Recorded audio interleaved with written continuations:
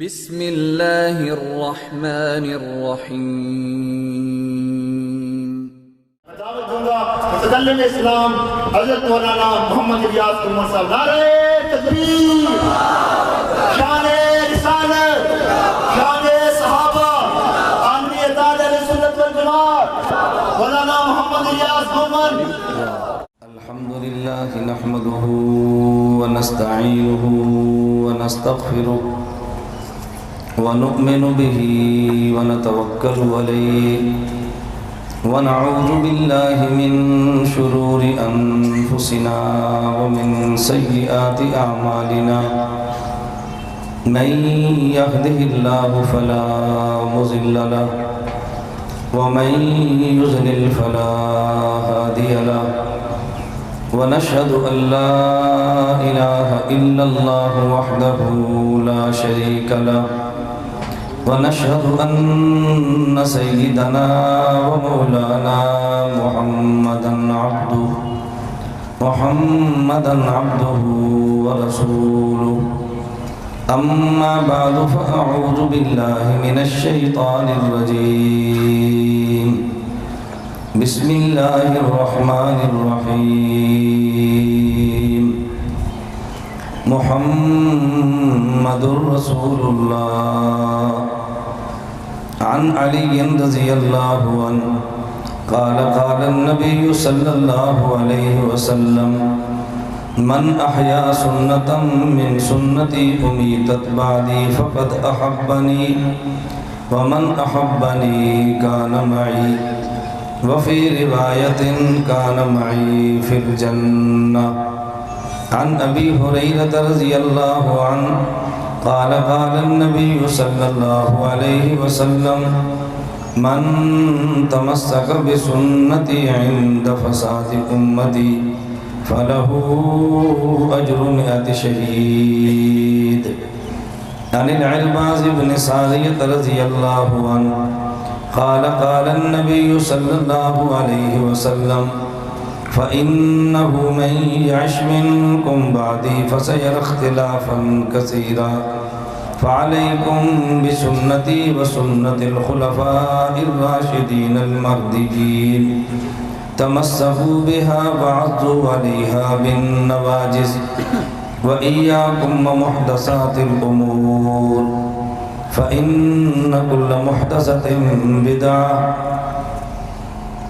اللهم صل على محمد وعلى آل محمد كما صليت على إبراهيم وعلى آل إبراهيم إنك حميد مجيد اللهم بارك على محمد وعلى آل محمد كما باركت على إبراهيم وعلى آل إبراهيم إنك حميد مجيد۔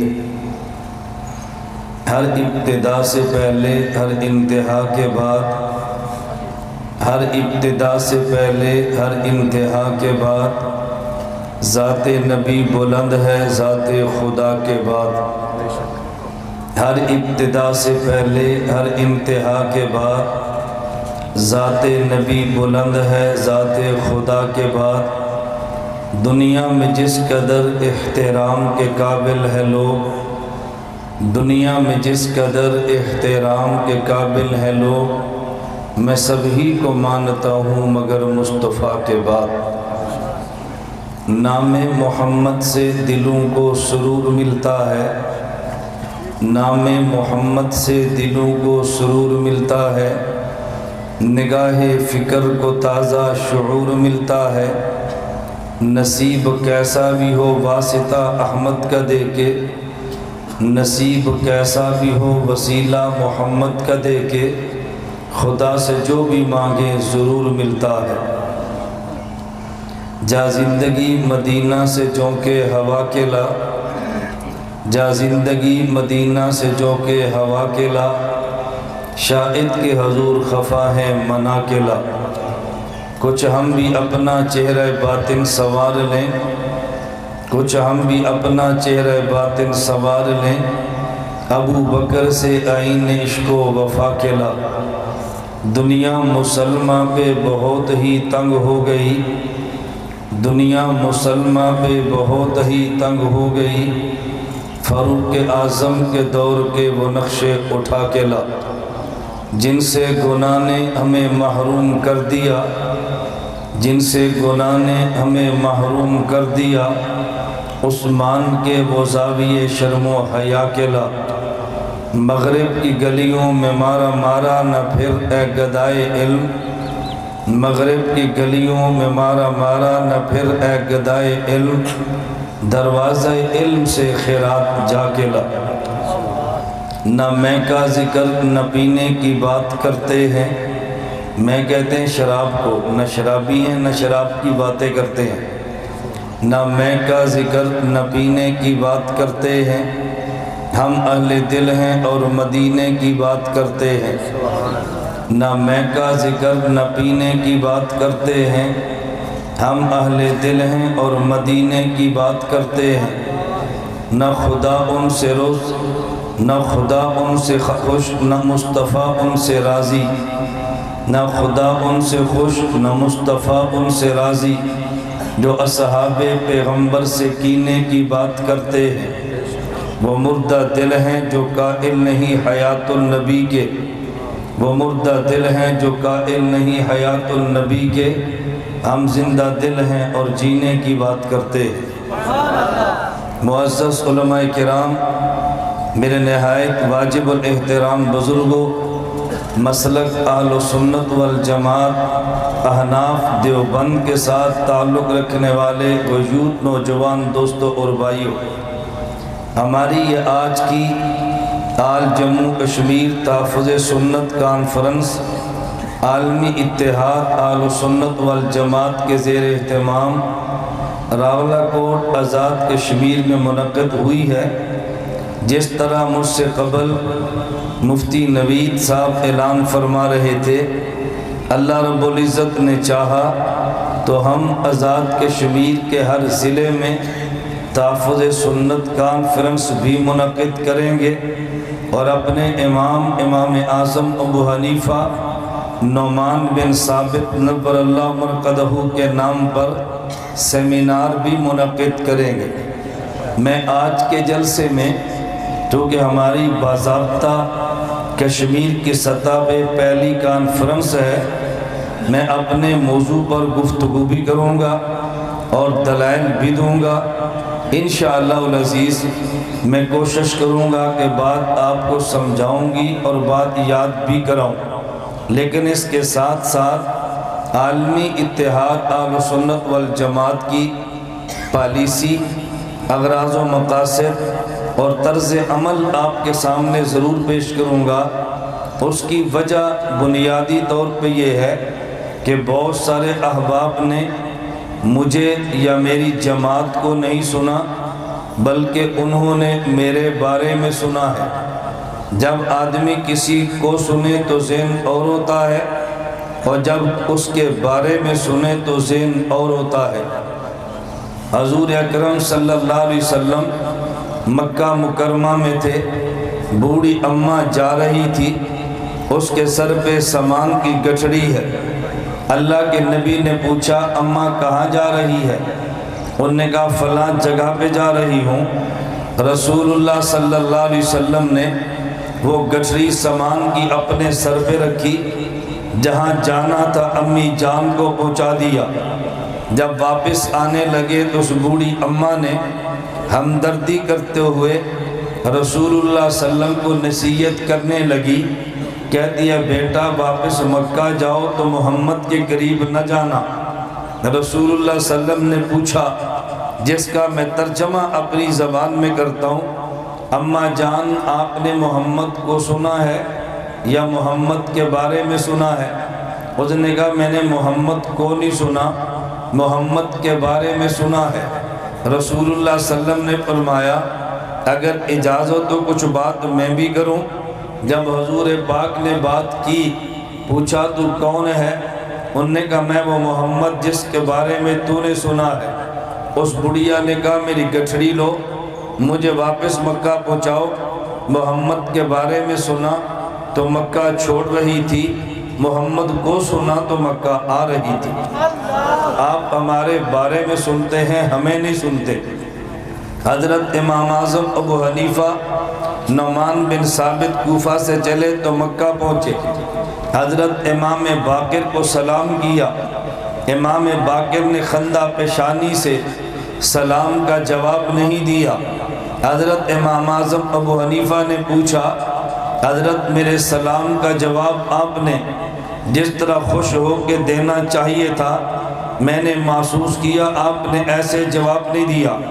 حضرت امام باقر فرمانے لگے، ابو حنیفہ تیرے بارے میں نے سنا ہے، ایک طرف میرے نانا کی حدیث آ جائے، ایک طرف تیرا قیاس آ جائے، میرے نانا کی حدیث کو چھوڑ دیتا ہے اور قیاس کو لے لیتا ہے۔ حضرت امام اعظم ابو حنیفہ فرمانے لگے، جس کا میں ترجمہ سمجھانے کے لیے کرتا ہوں، حضرت امام صاحب آپ نے مجھے سنا یا میرے بارے میں سنا؟ انہوں نے فرمایا تجھے تو کبھی نہیں سنا، تیرے بارے میں سنا۔ امام ابو حنیفہ فرمانے لگے، اگر اجازت ہو میں گزارش کروں؟ حضرت امام باقر فرمانے لگے ضرور۔ امام ابو حنیفہ نے پوچھا، اگر انسان فوت ہو جائے اور اپنے وارثوں میں عورت بیٹی بھی چھوڑے اور بیٹا بھی چھوڑے تو میری عقل اور قیاس کہتا ہے بیٹی کو وراثت 2 گنا دو اور بیٹے کو وراثت 1 گنا دو۔ بیٹا طاقتور ہے کما لے گا، یہ بیٹی کمزور ہے کہاں سے کمائے گی؟ کمزور کو زیادہ دو، طاقتور کو کم دو۔ لیکن آپ کے نانا جی کا فیصلہ ہے کہ مرد کو 2 گنا وراثت دو، عورت کو 1 گنا دو۔ میں نے قیاس چھوڑا ہے آپ کے نانا جی کے فرمان کی وجہ سے۔ مجھے آپ بتائیں، ہر ماہ عورت کے کچھ مخصوص دن ہیں جن میں عورت نماز روزہ نہیں کر سکتی، لیکن جب وہ دن گزر جائیں عورت روزے کو قضا کرتی ہے، نماز کو قضا نہیں کرتی۔ میرا قیاس کہتا ہے عورت نماز قضا کرے اور روزہ نہ کرے، کیونکہ نماز روزے سے اہم ہے۔ لیکن آپ کے نانا جی نے فرمایا یہ بات میں نماز نہ پڑھے لیکن روزہ قضا کرے۔ میں نے قیاس چھوڑا ہے آپ کے نانا جی کے فرمانے کی وجہ سے۔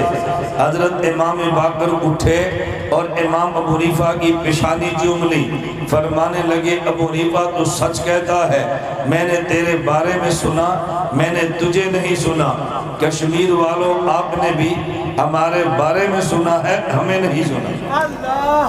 پہلے آپ ہمارے بارے میں سنتے تھے، آج آپ ہمیں سنیں گے، پھر آپ نے فیصلہ کرنا ہے کہ ہم انتشار والے ہیں یا اتحاد والے ہیں، امت کو توڑنے والے ہیں یا امت کو جوڑنے والے ہیں۔ ہمارا مقصد اختلافات ہیں یا اتفاقات ہیں۔ اللہ میں بات سمجھانے کی توفیق عطا فرمائے۔ میری احباب سے گزارش ہے، دوران بیان آپ چٹیں اپنی محفوظ رکھیں، درمیان میں چٹیں نہ بھیجیں، میں بیان ختم کر دوں گا، آپ کی چٹیں لیں گے اور جواب بھی دیں گے۔ لیکن یہ ذہن میں رکھ لیں کہ ایسا نہ ہو کہ ہمارا جلسہ بہت نرم ہو اور آپ کی چٹ گرم ہو، تو گرم چٹ کا جواب گرم ہوتا ہے، نرم نہیں ہوتا۔ پھر آپ نے گلہ نہیں کرنا، ہمارے شہر کی فضا مسموم ہو گئی ہے، ہم نرم لوگ ہیں، گرم نہیں ہیں، لیکن چٹ نرم ہو تو جواب نرم ہوگا اور چٹ گرم ہو تو جواب گرم ہوگا۔ آپ نے گرم جواب لکھنا ہے تو گرم سی چٹ لکھو، نرم جواب لکھنا ہے تو نرم سی چٹ لکھ لیں۔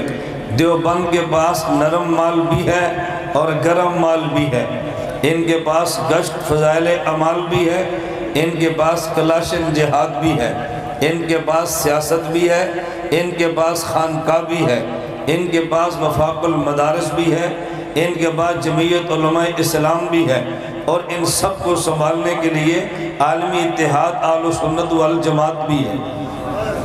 ہمارے پاس سارے مال موجود ہیں، جتنا برداشت کر سکتے ہیں نا آپ وہ لینا۔ اللہ میں بات سمجھنے کی توفیق عطا فرمائے۔ میں پہلے گفتگو تھوڑی سی کر لوں، پھر اتحاد کی پالیسیاں پیش کریں گے۔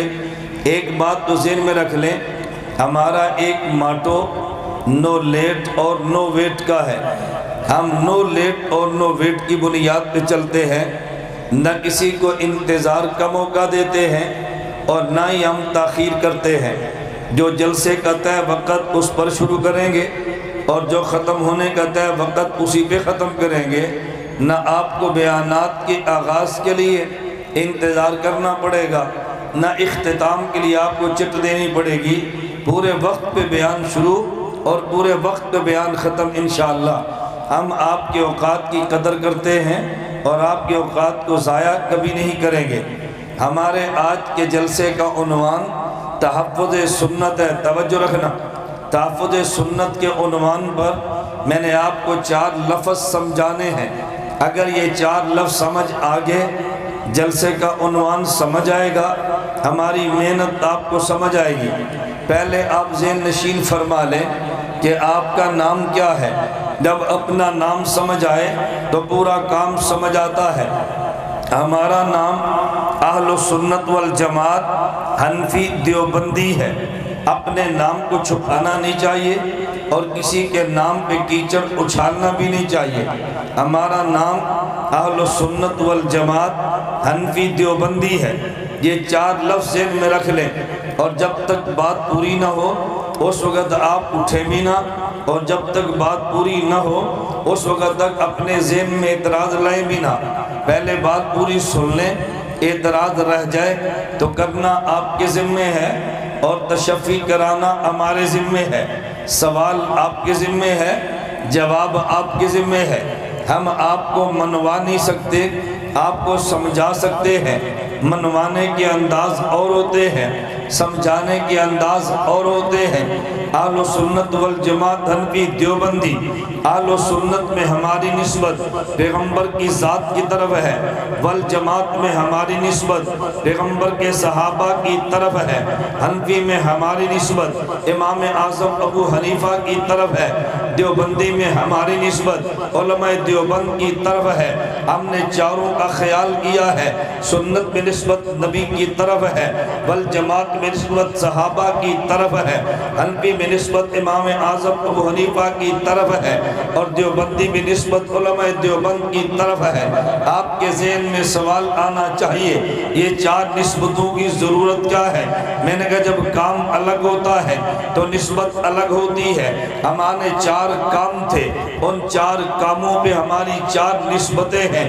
آپ کہیں گے 4 کام کون سے ہیں؟ ایک کام اللہ کے نبی نے کیا، ایک کام صحابہ کرام نے کیا، ایک کام حضرت امام اعظم ابو حنیفہ نے کیا، ایک کام علماء دیوبند نے کیا۔ ہمارے نبی نے جو کام کیا ہے اس کا نام تکمیل دین ہے۔ ہمارے نبی نے پورا دین خدا سے لے کے انسان کو دیا ہے۔ ہمارے نبی نے پورا دین اللہ سے لے کے امت کو دیا ہے، اور ہمارا یہ دعویٰ ہے اگر پیغمبر کی ذات درمیان میں نہ ہو، قرآن کریم کے الفاظ امت کو مل سکتے نہیں ہیں۔ یہ تبھی ملیں گے جب درمیان میں پیغمبر کی ذات موجود ہو۔ آپ کہیں گے دلیل کیا ہے؟ اگر درمیان میں نبی نہ ہوتا ہمیں قرآن نہ ملتا۔ اس پہ دلیل قرآن کی آیت ہے، لو انزلنا هذا القرآن على جبل لرأيت خاشعا متصدعا من خشیۃ اللہ۔ اللہ اعلان فرماتے ہیں اگر ہم اس قرآن کو پہاڑ پہ اتار دیتے، پہاڑ ٹکڑوں میں بکھر جاتا، ذروں سے بدل جاتا۔ اس قرآن کو پہاڑ اٹھا نہیں سکتا۔ اللہ ہمارے ذہن میں سوال آتا ہے اگر یہ قرآن اتنا بوجھ والا ہے، پہاڑ اٹھا نہیں سکتا، تو علماء دیوبند کے مدرسے کا 10 سالہ بچہ قرآن کیسے اٹھا لیتا ہے؟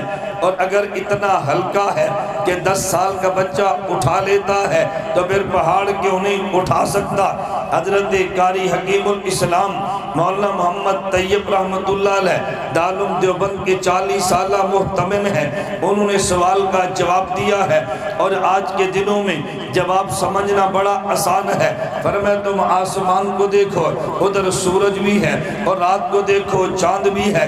اگر دن کی گرمی میں آدمی سورج پہ اپنی نگاہ ڈالے، آنکھیں جواب دے جاتی ہے، سورج کی روشنی پہ آنکھ ٹک سکتی نہیں ہے، اور اگر دن کو 12 بجے سورج کے سامنے بیٹھ جائے، انسان کا جسم اس کی تپش کو برداشت نہیں کر سکتا، لیکن 14ویں کا چاند نکل آئے، اس کی چاندنی کو دیکھنے میں آنکھ کو مزہ آتا ہے اور اس کی ٹھنڈک کو سہنے میں جسم کو لطف آتا ہے۔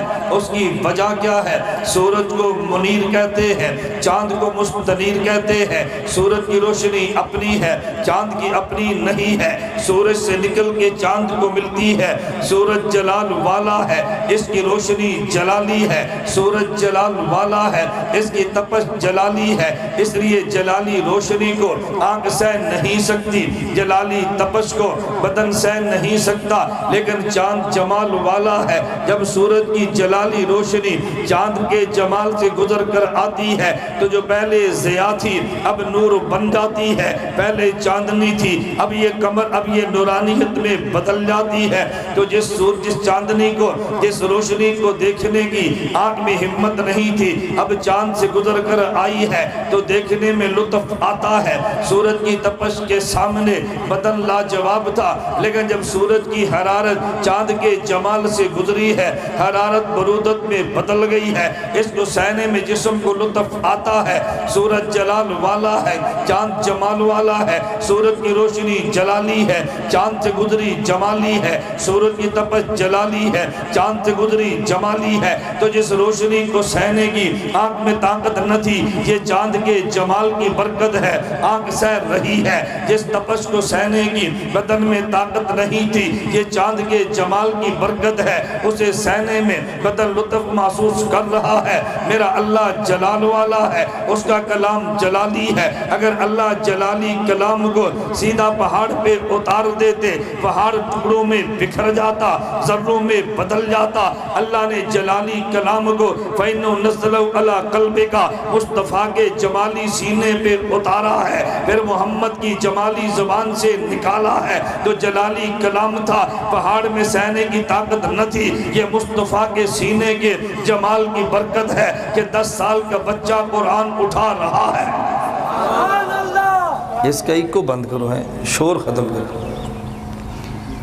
میں بتا یہ رہا تھا سنت میں نسبت، آپ نہ دیکھو، آپ مجھے دیکھو، سپیکر اس کا کام ہے، آپ کا کام نہیں ہے۔ آپ سادے ہو لیکن اتنے سادے بھی نہیں ہو نا کہ لاؤڈ سپیکر والے اور مولانا میں فرق نہ کر سکیں۔ سنت میں ہماری نسبت توجہ مصطفیٰ کی طرف ہے۔ کیا معنی؟ سنت نام ہے دین کامل کا، توجہ رکھنا، سنت نام ہے دین، دو لفظ ذہن میں رکھ لیں، نمبر 1 لفظ سنت ہے، نمبر 2 لفظ حدیث ہے۔ سنت اور حدیث میں فرق ہے۔ سنت وہ بھی ہے جو قرآن سے ثابت، سنت وہ بھی ہے جو حدیث سے ثابت، توجہ رکھنا، چونکہ سنت اس عمل کا نام ہے جس کو پیغمبر کے صحابہ لے کے چلے ہیں۔ عربی زبان میں کہتے ہیں سنت کا معنی ہے الطریقۃ المرضیۃ المسلوکۃ فی الدین، میرے پیغمبر کا وہ عمل جس کو صحابہ لے کے چلیں وہ سنت بنتا ہے۔ ایک سنت اور ایک فرق سمجھ لیں، ایک سنت اور ایک حدیث اور سنت میں کیا فرق ہے؟ سنت اس عمل کا نام ہے جس کو صحابہ لے کے چلے ہوں، جس کو صحابہ لے کے چلے نہ ہوں، پیغمبر کے دور میں ختم ہو جائے، اسے سنت نہیں کہتے۔ میں اس کی کئی مثالیں ہیں، ایک مثال دیتا ہوں۔ رسول اللہ صلی اللہ علیہ وسلم مکہ سے مدینہ آئے تو اللہ کے نبی نے نمازیں 16 ماہ تک بیت المقدس کی طرف منہ کر کے پڑھی ہے۔ اب دنیا میں کوئی مسلمان بیت المقدس کی طرف منہ کر کے نماز پڑھنے کے لیے تیار، حالانکہ اللہ کے نبی نے پڑھی ہے۔ کوئی بندہ آپ سے پوچھے کیوں نہیں پڑھتے، آپ کہتے ہیں پہلے پڑھی تھی پھر قبلہ بدل گیا تھا تو پتہ چلا کہ قبلہ بیت المقدس کی طرف منہ کر کے نماز پڑھنا یہ سنت نہیں ہے۔ آپ حدیث تو کہہ سکتے ہیں لیکن یہ سنت نہیں ہے۔ توجہ، دوسرا مسئلہ، اللہ کے نبی نے بیک وقت نکاح کتنے فرمائے؟ اتنا علم تو آپ کے پاس ہے نا۔ حضور پاک نے بیک وقت کتنے نکاح فرمائے؟ 11 نہیں 9، اتنے سادے نہ بنو۔ 9 11 حضور کی کل بیویاں ہیں، لیکن حضور کے بیک وقت نکاح میں 9 ہیں۔ حضور کی زندگی میں خدیجہ بھی فوت ہو گئی، حضرت زینب بھی فوت ہو گئی۔ حضور کی 2 بیویوں کا نام زینب ہے، ایک ہے زینب بنت جحش، ایک ہے زینب بنت خزیمہ، اور ایک ہے حضور کی بیٹی زینب بنت محمد۔ وہ زینب الگ الگ ہے۔ میں بات سمجھانے لگا، اللہ کے نبی نے بیک وقت نکاح کتنے فرمائے؟ بولتے جاؤ۔ تو کوئی 9 نکاح کر سکتا ہے؟ اللہ کے نبی نے کہ آپ کیوں نہیں کر سکتے؟ تو جو بندہ یہ کہے سنت وہ عمل جو نبی نے کیا، آپ کو نبی نے 11 نکاح کیے، امت کے لیے 11 جائز کیوں نہیں ہے؟ کہیں گے نبی کے ساتھ خاص ہے، امتی نہیں کر سکتا، تو پتہ چلا سنت کا صرف معنی یہ نہیں ہے وہ کام اللہ کے نبی نے فرمایا ہو، صرف معنی یہ نہیں ہے۔ صحیح بخاری اٹھا کے دیکھ لے، اللہ کے نبی نے کھڑے ہو کے پیشاب فرمایا، لیکن کھڑے ہو کے پیشاب فرمانا یہ سنت نہیں ہے، یہ ضرورت کے تحت ہے۔ تو سنت کا معنی وہ عمل ہے جس کو پیغمبر کا صحابی لے کے چلے، حدیث اس عمل کا نام نہیں ہے جسے پیغمبر کا صحابی لے کر چلے۔ بات توجہ سے سمجھنا، ہم اہل و سنت ہیں، اہل حدیث خود کو نہیں کہتے۔ جو عمل ختم ہو گیا وہ بھی حدیث ہے، جو چل پڑا وہ بھی حدیث ہے، لیکن جو ختم ہو جائے وہ سنت نہیں ہے۔ ایک فرق بلکہ 3 فرق سمجھ لیں سنت کے بارے میں، حدیث کے بارے میں۔ آپ سنیں گے یہ حدیث صحیح ہے اور یہ حدیث ضعیف ہے، سنت کے بارے میں کبھی نہیں سنیں گے یہ سنت صحیح ہے، یہ سنت ضعیف ہے۔ حدیث کبھی ضعیف بھی ہوتی ہے، سنت ہمیشہ صحیح ہی ہوتی ہے۔ حدیث کے بارے میں سنیں گے، آپ یہ سنیں گے کہ یہ حدیث، توجہ رکھنا، یہ حدیث ناسخ ہے، یہ منسوخ ہے، یہ پہلے دور کی ہے، یہ بعد کے دور کی ہے۔ سنت کے بارے میں کبھی نہیں سنیں گے یہ سنت منسوخ ہے، یہ سنت ناسخ ہے، کیونکہ سنت منسوخ کبھی نہیں ہوتی۔ آپ حدیث کے بارے میں سنیں گے اس مسئلے پر 2 حدیثیں ہیں لیکن سنت پہ نہیں سنیں گے، اس مسئلے پہ 2 سنتیں ہیں، سنت ہمیشہ ایک ہوتی ہے۔ پتہ یہ چلا حدیث کبھی منسوخ بھی ہوتی ہے، سنت منسوخ نہیں ہوتی، حدیث ضعیف بھی ہوتی ہے، سنت کبھی ضعیف نہیں ہوتی۔ ایک مسئلے پہ 2 حدیثیں ہوتی ہیں، ایک مسئلے پہ 2 سنتیں نہیں ہوتی، اس لیے ہم خود کو اہل حدیث نہیں اہل و سنت کہتے ہیں۔ کیا کہتے ہیں؟ اہل و سنت یا اہل حدیث؟ میں وہ چیلنج نہیں کرتا جو مناظرین کرتے ہیں، میں ویسے کہتا ہوں یہ ہمارا اعلان ہے، پوری دنیا میں کوئی حدیث پیش کر دی جائے جس میں پیغمبر نے فرمایا ہو میری احادیث پہ عمل کرو، میں حدیثیں پڑھتا ہوں جس میں پیغمبر نے فرمایا میری سنت پہ عمل کرو۔ نکاح سنت یا حدیث؟ بتاؤ۔ ولیمہ سنت یا حدیث؟ کبھی آپ نے شادی کارڈ پہ لکھا ہو کہ حدیث ولیمہ ہوگا تشریف لائیں، کہتے ہیں مسنون ولیمہ ہوگا۔ کبھی آپ نے سنا ہو بھی نکاح حدیث ہے، کیا کہتے ہیں؟ نکاح سنت ہے۔ ایسے ہی ہے نا، جب آپ سونے لگے یہ دعا پڑھنا حدیث ہے، نکاح کرنے لگے دعا پڑھنا حدیث ہے، کھانا کھانے لگے یہ دعا پڑھنا حدیث ہے، یہ کہتے ہیں۔ آپ کہتے ہیں اٹھے تو یہ کلمے پڑھنا سنت ہے، یہ دعا پڑھنا سنت ہے، بیت الخلاء میں جائے تو سنت یہ ہے، باہر آئے تو سنت یہ ہے، کعبہ جائے تو سنت یہ ہے۔ تو سنت کی بات کرتے ہیں، حدیث کی کرتے ہیں، چونکہ بات سنت کی کرتے ہیں ہم نے نام اہل و سنت رکھا ہے۔ بلکہ میں اس سے بڑھ کے بات کہتا ہوں، خدا کی قسم اٹھا کے کہتا ہوں، اہل و سنت نام ہم نے خود نہیں رکھا، اہل و سنت ہمارا نام پیغمبر نے خود رکھا ہے۔ قرآن کی آیت اتری ہے، یوم تبیض وجوہ، قیامت کے دن بعد لوگ ہوں گے جن کے چہرے سفید ہوں گے۔ اصحاب پیغمبر نے پوچھا حضور سفید چہروں والے کون ہیں؟ فرمایا ہم اہل السنت والجماعہ۔ وہ کون ہے؟ کوئی حدیث پیش کر دے، اللہ کے نبی نے فرمایا ہم اہل الحدیث، یہ اہل السنت والجماعت ہیں۔ بات توجہ سے سمجھنا، میں نے کہا سنت میں ہماری نسبت پیغمبر کی طرف ہے۔ اہل سنت کیوں ہیں؟ ہم نبی کے ان اعمال کی بات کرتے ہیں جن اعمال کو لے کے صحابہ دنیا میں چلے ہیں۔ ہمارا نام اہل سنت، یہ نسبت پیغمبر کی طرف ہے۔ سنت نام دین کامل کا ہے، دین کامل خدا سے لے کے ہمارے نبی نے امت کو دیا ہے، کوئی جگہ چھوڑی نہیں ہے جو امت کو نہ دی ہو۔ اہل سنت کا معنی کامل دین والے ہیں اور کامل دین نبی نے دیا ہے۔ والجماعت کا معنی کامل دین نبی نے پیغمبر کے صحابہ کو دیا ہے، اپنے شاگردوں کو دیا ہے، اور نبی کے صحابہ نبی سے دین کامل لے کے دنیا میں چلے گئے ہیں۔ نماز نبی نے صحابہ کو دی ہے، روزہ نبی نے صحابہ کو دیا ہے، حج نبی نے صحابہ کو دیا ہے، جہاد نبی نے صحابہ کو دیا ہے، دعوت نبی نے صحابہ کو دی ہے، سیاست شرعیہ نبی نے صحابہ کو دی ہے، علوم نبوت نبی نے صحابہ کو دیا ہے۔ تو پھر میں یہ بات کہتا ہوں، اگر سیاست شرعیہ چاہیے نبوت والی صحابہ دیں گے، جہاد نبی والا صحابہ دیں گے، علوم نبی والے صحابہ دیں گے، اعمال نبی والے صحابہ دیں گے۔ جو کچھ خدا سے ملے نبی کے ذریعے ہے، جو کچھ نبی سے ملے صحابہ کے ذریعے ہے۔ نبی کو چھوڑ دے خدا نہیں ملتا، صحابی کو چھوڑ دے مصطفیٰ نہیں ملتا۔ خدا تک جانا ہے براستہ نبی ہے، نبی تک جانا ہے براستہ صحابہ ہے۔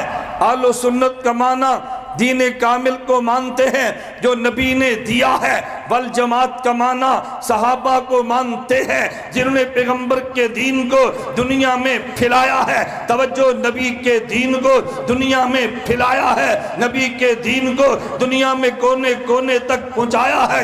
نبی نے دین خدا سے لیا، توجہ میرے جملوں پہ دیکھنا، نبی نے دین خدا سے لیا، صحابہ نے دین نبی سے لیا۔ نبی نمائندہ خدا ہے، صحابی نمائندہ مصطفیٰ ہے۔ جتنی تعداد انبیاء کی ہے اتنی تعداد صحابہ کی ہے۔ اگر انبیاء 1,24,000 ہے، صحابہ بھی 1,24,000 ہے، اس کی وجہ یہ ہے نبی نمائندہ خدا ہے، صحابی نمائندہ مصطفیٰ ہے۔ خدا نے محمد کو اعزاز دیا ہے، جتنے نمائندے میرے ہیں کتنے نمائندے تیرے ہیں، تجھ پہ نمائندگی میری ختم، ان پہ نمائندگی تیری ختم۔ تیرے بعد نمائندہ خدا کا دعویٰ کرے تو بے ایمان ہے، ان کے بعد نمائندگی مصطفیٰ کا دعویٰ کرے تو بے ایمان ہے۔ حضور آئے ہیں، نبوت ختم ہے، حضور گئے ہیں، صحابیت ختم ہے۔ تو سنت کا معنی اس نبی کو مانتے ہیں جس نے دین کامل دیا ہے۔ والجماعت کا معنی ان صحابہ کو مانتے ہیں جنہوں نے دین کامل پھیلایا ہے۔ نبی دین کامل لانے والے ہیں، صحابی دین کامل پہنچانے والے ہیں۔ ہم نبی کو بھی مانتے ہیں، جماعت صحابہ کو بھی مانتے ہیں۔ بات توجہ سے سمجھنا، میں ایک لفظ کہتا ہوں، آج 2 لفظ دنیا میں چلتے ہیں۔ ہم کہتے ہیں اہل سنت والجماعت، کیا کہتے ہیں؟ بعض لوگ کہتے ہیں اہل سنت و جماعت۔ لوگ پھر ہم سے پوچھتے ہیں، جب پھنستے ہیں پھر فون کرتے ہیں، جب نہیں پھنستے پھر فون نہیں کرتے، اور ہمیں اس پہ غصہ بھی نہیں آتا۔ کیوں؟ ہماری اس یہ ڈاکٹر کی ہے نا، تو ڈاکٹر کے بعد بندہ کب جاتا ہے؟ صحت مند ہو یا بیمار ہو۔ اب کوئی ڈاکٹر ناراض ہوتا ہے، روزانہ مٹھائی کی دکان پہ جاتے ہو، روزانہ فروٹ کی دکان پہ جاتے ہو، جب مرتے ہو تو میرے پاس آتے ہو، کہتے ہیں ڈاکٹر صاحب آپ ہیں ہی اس لیے ہم گرم نہیں ہوتے، ہر مہینے سے روزے لگاتے ہو، ہر سال چلہ لگاتے ہو، پھنستے ہو تو ہمارے پاس آتے ہو۔ کیوں؟ وہ مٹھائی کی دکان ہے، یہ کلینک ہے۔ وہ کون سی دکان ہے اور یہ کون سی ہے؟ بتاؤ۔ اب اگر کوئی بندہ ہمارے بیان میں آئے اور تھوڑی سی تکلیف ہو، آپ نے ناراض نہیں ہونا، مولانا صاحب آپ کا بیان ٹھیک نہیں نا، آپ نے کہا نہیں مولانا صاحب کا انجیکشن ٹھیک تھا، انجیکشن لگے کچھ درد ہوتی ہے نا۔ یہ میں اس لیے بات سمجھاتا ہوں کہ بعض رات غلط فہمی کا شکار ہے، فلاں مولانا کا بیان ہے سارے خوش ہیں، تیرے بیان پر سارے خوش نہیں ہیں۔ میں نے کہا وہ مٹھائی ہے، یہ انجیکشن ہے، انجیکشن پر سارے خوش نہیں ہوتے۔ مریض کو بھی انجیکشن لگاؤ، وہ مفید سمجھتا ہے، انجیکشن لگواتا بھی ہے، ساسیسی بھی کرتا ہے۔ کوئی ڈاکٹر سے کہے دیکھو اس پکوان کی دکان پہ سارے خوش ہیں، تیرے اوپر سارے خوش نہیں ہیں، وہ کہے گا بابا تو نے مجھے سمجھا ہی نہیں ہے۔ میں کون کون سی باتیں آپ کو سمجھاؤں؟ اللہ گواہ میں پھر دیکھتا ہوں میں نے باتیں بہت ساری کہنی ہیں۔ ایک ساتھی مجھے کہنے لگا آپ لوگوں نے جماعت بنائی ہے تو کتنے مسلمان کیے ہیں، کتنے حنفی کیے ہیں، کتنے لوگ آپ نے ٹھیک کیے ہیں؟ میں نے کہا ہم نے سب کچھ کیا ہے، لیکن یہ ہماری جماعت کا عنوان نہیں ہے۔ توجہ سمجھنا، ahnafmedia.com ویب سائٹ نوٹ فرمائیں، احناف میڈیا سروسز، فیس بک پہ ہماری آئی ڈی کا وزٹ کریں، آپ کو نظر آئے گا کتنے کافر تھے جو مسلمانوں میں۔ میں حنفی دیوبندی نہیں کہہ رہا، کتنے کافر تھے جو مسلمانوں میں۔ ابھی تو چند دن قبل ہم نے صحیح مسلمان کیے، آپ نیٹ پہ دیکھیں تو صحیح، کتنے غیر مقلد حنفی ہوئے، کتنے بدعتی اہل سنت ہوئے، لیکن ایک بھی نہ ہو پھر بھی اعتراض کی بات نہیں ہے۔ ہمیں کوئی بندہ پوچھے آپ نے کتنے مسلمان کیے، آپ نے کتنے حنفی کیے، یہ بالکل ایسے ہی ہے کہ جیسے آپ کے شہر راولہ کوٹ میں ایک دفتر ہے، اور وہ دفتر ہے، آپ کے شہر میں ایک دفتر ہے سرکاری، اور وہ دفتر ہے فائر بریگیڈ والوں کا، اور وہاں جا کر آپ پوچھے آپ نے کتنے مکان راولہ کوٹ میں تعمیر کیے ہیں، وہ کہے گا اس کو پاگل خانے لے جاؤ، مینٹل اسپتال لے جاؤ۔ کیوں؟ اس نے کہا ہمارے ذمے مکان تعمیر کرنا نہیں ہے، ہم سے یہ پوچھو کتنے جلتے مکان تم نے بچائے ہیں۔ ہمارے ذمے یہ تھا کہ کتنے لوگ ہم نے ٹھیک کیے ہیں، کتنے روکے ہیں، کتنے خراب ہونے والے بچائے ہیں۔ اللہ میں بات سمجھنے کی توفیق دے، میں سمجھانے لگوں۔ ہم اہل سنت والجماعت لکھتے ہیں، بعض لوگ اہل سنت و جماعت لکھتے ہیں، الف لام نہیں لکھتے۔ مجھے ایک بندہ کہنے لگا اہل سنت والجماعت، اہل سنت و جماعت، ان دونوں میں فرق کیا ہے؟ والجماعت پہ الف لام ہے، وجماعت پہ الف لام نہیں ہے۔ اہل سنت والجماعت، اہل سنت و جماعت میں فرق کیا ہے؟ میں نے کہا میں فرق میں قرآن پڑھنے لگو، تجھے قرآن سے دلیل دوں گا۔ قرآن کریم میں ہے فَعْلَمْ أَنَّهُ لَا إِلَٰهَ إِلَّا اللَّهُ، تم روزانہ کلمہ پڑھتے ہو لا الہ الا اللہ، لا کے بعد الہ ہے، اللہ کے بعد بھی الہ ہے، لیکن لا کے بعد الہ وہ ہے جس پر الف لام نہیں ہے، اللہ کے بعد الہ وہ ہے جس پر الف لام ہے۔ اگر الف لام نہ ہو تو الہن کہتے ہیں، الف لام آ جائے تو اللہ ہو کہتے ہیں۔ الہن کا معنی ہر بت ہے، اللہ کا معنی خاص خدا ہے، جماعتن کا معنی ہر گروپ ہے، والجماعت کا معنی پیغمبر کی جماعت ہے۔ بات سمجھ آئی؟ الہن سے مراد ہر بت ہے، اور اللہ سے مراد خاص خدا ہے، جماعت سے مراد ہر گروہ ہے، والجماعت سے مراد خاص پیغمبر کے صحابہ۔ اہل سنت والجماعت کا معنی ہم نے سنت میں نبی کی طرف نسبت کی ہے، حضور دین کامل کو دینے والے ہیں، اور والجماعت کا معنی پیغمبر سے دین کو لے کے آگے دین کو پھیلانے والے ہیں۔ لیکن اس جماعت میں بھی توجہ رکھنا، 4 افراد وہ ہیں کہ جن کی حیثیت الگ ہے، بقیہ کی حیثیت الگ ہے۔ آپ کو گے وہ 4 کون ہیں؟ نمبر 1 ابو بکر ہے، نمبر 2 عمر ہے، نمبر 3 عثمان ہے، نمبر 4 علی ہے۔ ان 4 کی حیثیت کو جدا ہے، اس لیے یہ صحابی بھی ہے، خلیفہ راشد بھی ہے، یہ صحابی بھی ہے، نبوت کے جانشین بھی ہے۔ ان کے لیے میرے نبی نے ایک ممتاز لفظ استعمال فرمایا، فَإِنَّهُ مَن يَعِشْ مِنكُم بَعْدِي فَسَيَرَى اخْتِلَافًا كَثِيرًا، میں نبی دنیا چھوڑ جاؤں گا، میرے دین میں تمہیں اختلاف نظر آئے گا۔ میں دنیا چھوڑ جاؤں گا، تمہیں دین میں اختلاف نظر، آپ یہی پریشانی ہے نا آج، مولوی صاحب کی کریے بڑا اختلاف ہے، کوئی مولوی کچھ جان دینے تھے، کوئی کچھ جان دینے، کوئی اے آن دین تھے، کوئی او آن دین، اسی کتے جائیے ان پڑھ بندے ہیں۔ میں نے کہا تو ایڈا بھی ان پڑھ رہے ہیں جنہ تو سمجھنا ہے۔ کوئی دنیا میں آپ کے راولہ کوڑ میں بندہ کہتے ہیں ہم مفتی صاحب بہت پریشان ہیں کہ ادھر سیاسی جماعت یہ ہے، ادھر یہ ہے، ادھر یہ ہے، ہم بڑے پریشان ہیں کس کو ووٹ دے، ہم تو برباد ہو گئے۔ تم کبھی نہیں کہتے 10 جماعتوں میں سے ایک کا پرچم بھی اٹھاتے ہو، لڑائیاں بھی لڑتے ہو، جیلیں بھی کاٹتے ہو، اور جب دین کا معاملہ ہے عمل تو کرنا نہیں ہے نا۔ ہم بہت پریشان ہیں کدھر جائیں، کوئی یہ کہتا ہے کوئی یہ کہتا ہے، تو پھر الیکشن کے موقع پر ووٹ بھی نہ دو نا، سیاسی جماعتوں کے پرچم اپنے گھر پہ نہ لگاؤ نا، اور کوئی جی ہم کدھر جائیں، سادے لوگ ہیں، کوئی کچھ کہتا ہے کوئی کچھ کہتا ہے، ادھر تو آپ دوڑتے ہیں، ہماری باری ہم کدھر جائیں، بہت پریشان ہیں۔ تم اتنے پریشان نہیں ہو جتنی پریشانی کا اظہار کرتے ہو، اور بات سمجھ آ رہی ہے آپ کو؟ اتنے سادے نہ بنا کرو، اور ہم سمجھتے ہیں اصل مسئلہ کیا ہے۔ میں بات سمجھانے لگا ہوں، اللہ کے نبی نے فرمایا کہ دین میں اختلاف ہوگا، دین میں اختلاف ہونا ہے۔ اب اختلاف کا حل کیا ہے؟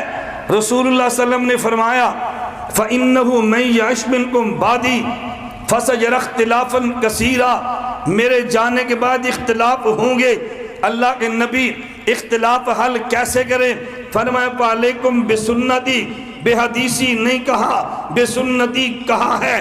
اگر اختلاف کا حل دیکھنا ہو میری سنت کو دیکھ لینا، اگر اس میں نہ ملے فرمایا سنت الخلفاء الراشدین المہدیین، خلیفہ راشد کا فیصلہ دیکھ لینا۔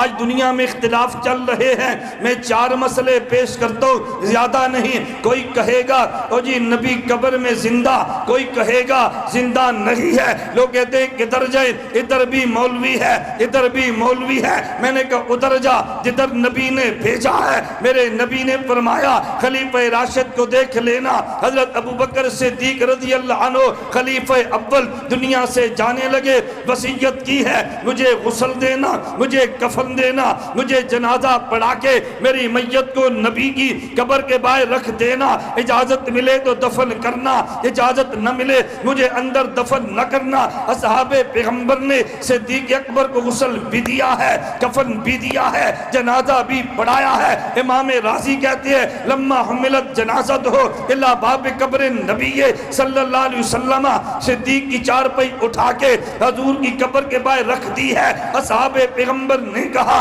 السلام علیکہ یا رسول اللہ، یہ صحابہ کا طریقہ ہے نبی کی قبر پہ جا کے السلام علیکہ یا رسول اللہ کہنا۔ اگر راولہ کوٹ میں ہو اللہم صلی علی محمد کہنا، نبی کے روزے پر جائے الصلاۃ والسلام علیکہ یا رسول اللہ کہنا۔ وہاں درود وہاں والا ہے، یہاں درود یہاں والا ہے۔ یا اللہم صلی علی محمد کہہ کے فرشتوں کے ذریعے بھیج دینا، نبی کی قبر پہ جائے تو یا رسول اللہ کہہ کے پیش کر دینا۔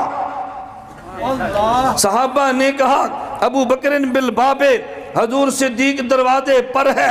امام راضی فخر الدین تفسیر کبیر میں لکھتے ہیں اندر سے قبر سے آواز آئی ادخل الحبیبہ الی الحبیب، یہ محبوب کو محبوب تک پہنچا دو۔ صدیق نے مسئلہ حل کیا۔ آج لوگ کہتے ہیں او جی 3 طلاق 2 تو 3 ہے، کوئی کہتے ہیں 3 2 تو 1 ہے۔ لوگ کہتے ہیں ہم کدھر جائیں، مسئلہ بڑا اہم ہے، ادھر بھی مولوی ہے ادھر بھی مولوی ہے۔ میں نے کہا ادھر جا جدھر پیغمبر نے بھیجا ہے۔ میرے نبی نے فرمایا کہ جب امت میں اختلاف ہو فیصلہ خلیفہ راشد کا دیکھ لینا۔ حضرت عمر بن خطاب کا فیصلہ ہے اگر 3 طلاق 2 تو 3 ہے۔ ساتھ نبی نے یہ بھی فرمایا میرا عمر وہ ہے ان اللہ جعل الحق علی لسان عمر و قلبہ، یہ سوچتا بھی ٹھیک ہے یہ بولتا بھی ٹھیک ہے۔ ساتھ نبی نے فرمایا جدھر سے عمر گزر جائے ادھر سے شیطان نہیں گزرتا۔ تو پتہ یہ چلا عمر کے فیصلے کو ماننا انسان کا کام ہے، فیصلے کو مسترد کر دینا شیطان کا کام ہے۔ 3 طلاق 3 ہے، فیصلہ حضرت عمر کا ہے۔ میں ابھی 3 دن قبل کراچی میں تھا، مجھے ایک شخص ملا کہتے ہیں ہمارے گھر میں ایک آدمی نے بیوی کو طلاق دے دی ہے، اور آج ہی صبح دنیا ٹی وی پر میں آپ کا درس سن رہا تھا اور آپ نے ٹی وی پر کہا 3 طلاق 3 ہے۔ میں نے کہا ہے، میں اب بھی کہتا ہوں قاضی ذاکر نائک نے کہا کہ 3 طلاق 2 تو 1 ہے۔ میں نے کہا دلیل کیا دی ہے؟ کہتے ذاکر نائک کہنے لگا، ذاکر نائک نے کہا آدمی جب طلاق دیتا ہے تو غصے میں دیتا ہے، اس لیے اس کی بات کا اعتبار نہیں کرتے۔ میں نے کہا میں تجھے 3 تھپڑ ماروں FIR کٹانا، کیا مولوی صاحب نے 1 ماری ہے؟ لوگ پوچھے کیوں؟ کہنا غصے میں تھے نا اس لیے میں نے 1 لکھائی ہے۔ تمہیں کوئی گولی مارے 3 بندے مر جائیں FIR میں 1 لکھانا، کیوں بے غصے میں 3 مار دیے تھے۔ میں نے کہا اللہ کا بندہ اگر غصے میں بات نافذ نہیں کرنی تو 1 بھی نہ کرو، اگر نافذ کرنی ہے تو پھر 3 کرو۔ میں نے کہا مجھے یہ بتا کوئی بندہ طلاق پیار سے بھی دیتا ہے؟ بیوی کو گود میں بٹھا لے، اس کی زلفوں پہ ہاتھ مارنا شروع کرے، اس سے بوسو کنار بھی کرے اور کہ میری جان تیرے بغیر میں زندہ نہیں رہ سکتا، تو میری جان ہے، میرا پیار ہے، میرا دل ہے، چل تجھے 3 طلاق۔ میں نے کہا کوئی یوں بھی طلاق دیتا ہے؟ اس عقل مند سے پوچھو۔ میں نے کہا اس عقل مند سے پوچھو، کوئی غصے میں جب بھی طلاق دے گا تو غصے میں دے گا نا، کوئی پیار سے طلاق دیتا ہے؟ جب میں نے ٹی وی پر بیان کیا نا 3 طلاق 2 تو 3 ہے، ایک بندے کے اسلام آباد سے فون آ گیا، مولانا صاحب جب قرآن نے 3 طلاقیں دینے سے منع کیا ہے تو پھر 3 طلاق دو گے تو ہوگی کیسے؟ میں نے کہا قرآن نے بندے کو گولی مارنے سے منع کیا ہے، جب گولی مار دو گے تو مرے گا یا نہیں؟ تو نے کہا جی مر جائے گا، تو میں نے کہا یہ بھی ہو جائیں گے۔ مجھے بتاؤ قرآن نے بندہ قتل کرنے سے منع کیا یا نہیں؟ بولو نا۔ اور اگر کوئی قتل کر دے تو پھر نہیں قتل ہوگا؟ اس کے اوپر پرچہ نہ کٹاؤ کہ وہ بھی قرآن نے منع کیا تھا، اس پر آپ سارے متفق ہے قتل ہو جائے گا، اس پر کیا تکلیف ہے تمہیں کہ 3 طلاق نہیں ہوتی؟ میں معذرت کے ساتھ بات کہتا ہوں، اس قوم کا مزاج یہ ہے، ایک طرف ایمان ہو ایک طرف خواہش ہو، ایمان چھوڑتے ہیں خواہش کو نہیں چھوڑتے۔ پہلے غصے میں آ کر منہ سے یہ اپنی کلاشن چلا دیتے ہیں، در در در در اپنے سارے فائر کر دی، اور جب میگزین خالی ہو گئی اب کہتے ہیں جی نہیں اسے ایک کہہ دو۔ ہم نے کہا تیری میگزین میں 3 گولیاں تھی، تو ایک مارتا نا، 2 رکھ لیتا، جب تو نے ماری 3 ہیں، ہمارا قصور تو نہیں ہے نا، اب 3 لگی ہیں، FIR میں 3 لکھی جائیں گی، ایک نہیں ہو سکتی۔ مجھے اس پہ ایک واقعہ یاد آیا، ہمارے بہت بڑے عالم تھے مولانا محمد امین اکاڑوی، ان کا ایک جگہ مناظرہ ہوا 3 طلاق پہ، تو لوگوں نے مناظرہ بھی رکھا، ساتھ تھانے میں رپورٹ بھی کر دی، یہ ان کا طریقہ ہوتا ہے۔ تھانے دار آ گیا، اس نے کہا میں مناظرہ نہیں ہونے دوں گا۔ مولانا فرمانے لگے SHO صاحب مناظرہ ہوگا، میں نے بڑا لمبا سفر کیا، مناظرے کے بغیر ہم نہیں جائیں گے۔ اس نے کہا مولوی صاحب نہیں ہوگا۔ مولانا نے فرمایا تمہارے پاس طاقت ہے، تم ثالث بن کے فیصلہ کر دو۔ اس نے کہا میں نے کہہ دیا نا مولوی نہیں ہوگا، اگر تم نے میری بات نہ مانی میں تمہیں جوتے مار کے یہاں سے نکال دوں گا، مناظرہ نہیں ہوگا۔ مولانا کاڑوی بڑے خوش ہوئے، آپ کہیں گے تھانے دار نے کہا میں جوتے ماروں گا، مولانا بہت خوش ہوئے۔ تھانے دار کہتے خوش کس بات کے؟ فرمانے لگے فیصلہ اب ہوگا۔ اس نے کہا جی وہ کیسے؟ فرمایا مجھے بھی جوتے مار، اس کو بھی جوتے مار، مجھے 3 مارے تو 3 کہنا، اسے 3 مارے تو 1 کہنا، گنتی تو نے یوں چلانی ہے۔ اس نے کہا کیوں؟ انہوں نے کہا مناظرہ ہے یہ اس بات پہ، میں کہتا ہوں 3 ہے، یہ کہتا ہوں 3 1 ہے، میری دلیل سے نہیں تیرے جوتے سے مسئلہ حل ہوگا۔ صاحب بہادر ذرا جوتی اتارو۔ بات تو ایسے ہی ہے۔ اور اس کے علاوہ میں آپ کو کون سی مثال دوں؟ توجہ رکھنا، جمعے کے دن کوئی کہے گا اذان 2 ہے، کوئی کہتا ہے اذان 1 ہے۔ حضرت عثمان غنی کا فیصلہ ان التعزین الثانیہ یوم الجمعہ امر ابی عثمان حین کسر اہل المسجد، صحیح مسلم میں ہے۔ اللہ کے نبی نے فرمایا اختلاف ہو جائے خلیفہ راشد کا فیصلہ مان لینا، رمضان آ رہا ہے، کسی نے کہنا ہے تراویح 8 ہے، کسی نے کہنا ہے تراویح 20 ہے، میں خدا کی قسم اٹھا کے کہہ رہا ہوں تراویح 20 ہے، اور 20 رکعت تراویح خود اللہ کے نبی نے پڑھی ہے۔ حدیث مصنف ابن ابی شیبہ میں موجود ہے، حدیث تاریخ جرجان میں موجود ہے، صحابہ نے 20 پڑھی ہے، حضرت جامع ترمذی میں موجود ہے، صحابہ نے 20 پڑھی ہے، مسند الامام زید میں موجود ہے۔ جو تمہیں کہتے ہیں 8 ہے، خدا کی قسم وہ جھوٹ بولتا ہے، میرے پیغمبر کی تراویح سنت 20 ہے۔ کتنی تراویح سنت ہے؟ 20 تراویح سنت ہے۔ فیصلہ حضرت علی نے دیا، مسند الامام زید، امام زین العابدین، بتا کتنی بہترین سند ہے۔ مسند الامام زید بن علی بن حسین بن علی سارے آل بیت کے راوی ہیں، درمیان میں کوئی راوی بھی نہیں ہے۔ اگر آل بیت کو مانتا ہے تو 20 رکعت تراویح کیوں نہیں مانتا؟ پھر کہہ دے جو 20 رکعت نہیں مانتا وہ نبی کا بھی دشمن ہے، صحابہ کا بھی دشمن ہے، آل بیت کا بھی دشمن ہے۔ جو بند والے نبوت کو بھی مانتے ہیں، صحابہ کو بھی مانتے ہیں، آل بیت کو بھی مانتے ہیں، تراویح بھی 20 مانتے ہیں۔ مسند الامام زید، کتاب کا نام یاد رکھ لو، مسند الامام زید کتاب کا نام ہے۔ حضرت علی کا فیصلہ تراویح 20 ہے۔ میں نے کہا ہم سنت بھی مانتے ہیں، بل جماعت صحابہ کو بھی مانتے ہیں۔ جماعت صحابہ میں 4 خلفاء وہ ہیں جن کی سنت کو نبی نے اپنی سنت قرار دیا ہے۔ تمسکو بہا فرمایا، عزو علیہ فرمایا۔ اب پیچھے سنتیں 2 ہیں، سنت نبی، سنت خلیفہ، ضمیر ایک کی لائے ہے یہ بتانے کے لیے، یہ دیکھنے میں 2 ہیں، در حقیقت 1 ہے۔ آل و سنت بھی ہیں، بل جماعت بھی ہیں، اور حنفی بھی ہیں، کیوں؟ نبی نے کامل دین خدا سے لے کے صحابہ کو دیا ہے، صحابہ نے نبی سے لے کے کامل دین امت کو دیا اور امت نے پھیلا دیا ہے۔ ایک کام باقی تھا، اصحاب پیغمبر نے زبانی لیا، زبانی دیا، نماز پڑھتے دیکھا، نماز پڑھ کے دکھا دی، حج کرتے دیکھا، حج کر کے دکھا دیا، جہاد کرتے دیکھا، جہاد کر کے دکھا دیا، لیکن لکھ کے نہیں دیا۔ اب ضرورت تھی کہ دین لکھ کے دے دیا جاتا۔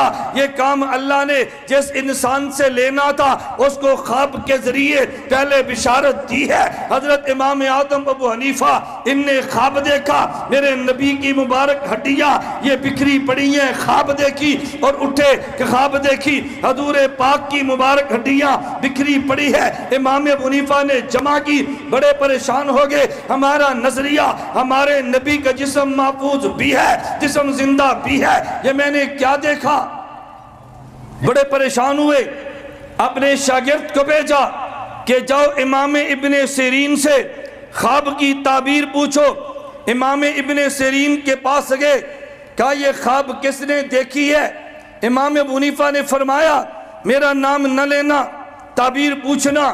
امام ابن سیرین فرمانے لگے خواب دیکھنے والا کون ہے؟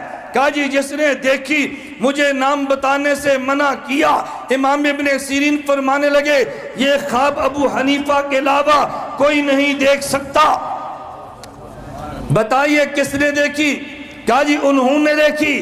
کہا پھر ان کو مبارک دو کہ نبی کا دین جو دنیا میں پھیل گیا ہے، نبی کی سنتیں جو دنیا میں پھیل گئی ہیں، ان کو ایک جگہ جمع کرنے کا کام اللہ ابو حنیفہ سے لے گا۔ امام سیوطی شافی ہے اور لکھتے ہیں انو اول من دفنا علم شریعہ ورتبہ ابوابا ہوا ابو حنیفہ تھا، جس نے سب سے پہلے دین کو لکھ کے امت کے حوالے کیا ہے، اس کا نام نعمان ابو حنیفہ ہے۔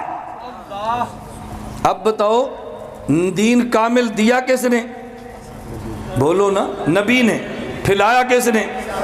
اور لکھوایا کس نے؟ ذرا نکتہ سمجھنا، لکھوایا کس نے؟ امام ابو حنیفہ نے نا۔ اچھا جب صحابہ نے پہنچایا ہے تو جس بندے نے لکھوانا تھا وہ صحابہ کے دور میں آتا یا بعد میں آتا؟ بتاؤ نا۔ اس لیے اللہ نے اس بندے کا انتخاب کیا جس نے 70 صحابہ کو دیکھا ہے اور جس نے 70 صحابہ کا زمانہ پایا ہے اور جس نے 7 صحابہ کو دیکھا ہے۔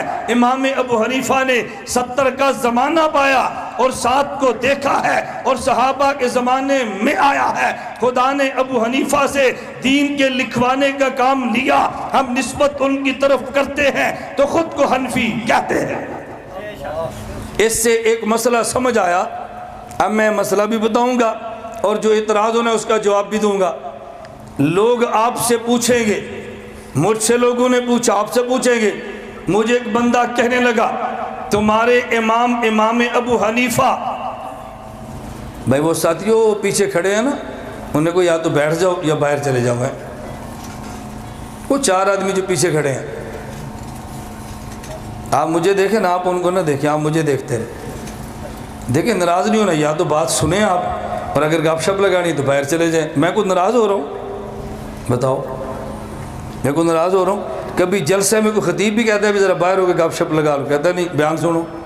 میں ناراض نہیں ہو رہا، میں کہتا ہوں بیٹا یا بات سنو یا باہر جا کر گپ شپ لگاؤ، آپ کو مسئلہ سمجھ میں نہیں آنا۔ میں نے اتنا لمبا سفر آپ کو مسئلہ سمجھانے کے لیے کیا ہے، آپ کو سمجھ نہیں آنا۔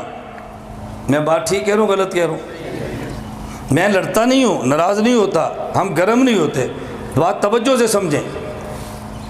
میں نے آپ سے پہلے کہا تھا کوئی دائیں بائیں دیکھے گا میں بیان روک لوں گا، آپ گپ شپ لگائیں گے میں بیان روک لوں گا، یا مجھے کہتے کہ مولانا صاحب 10 منٹ بیان روک لو، اسی گپ شپ لا لیے پھر بیان سن لیں گے، میں روک لوں گا۔ آپ دیکھنا میں روکتا ہوں یا نہیں روکتا۔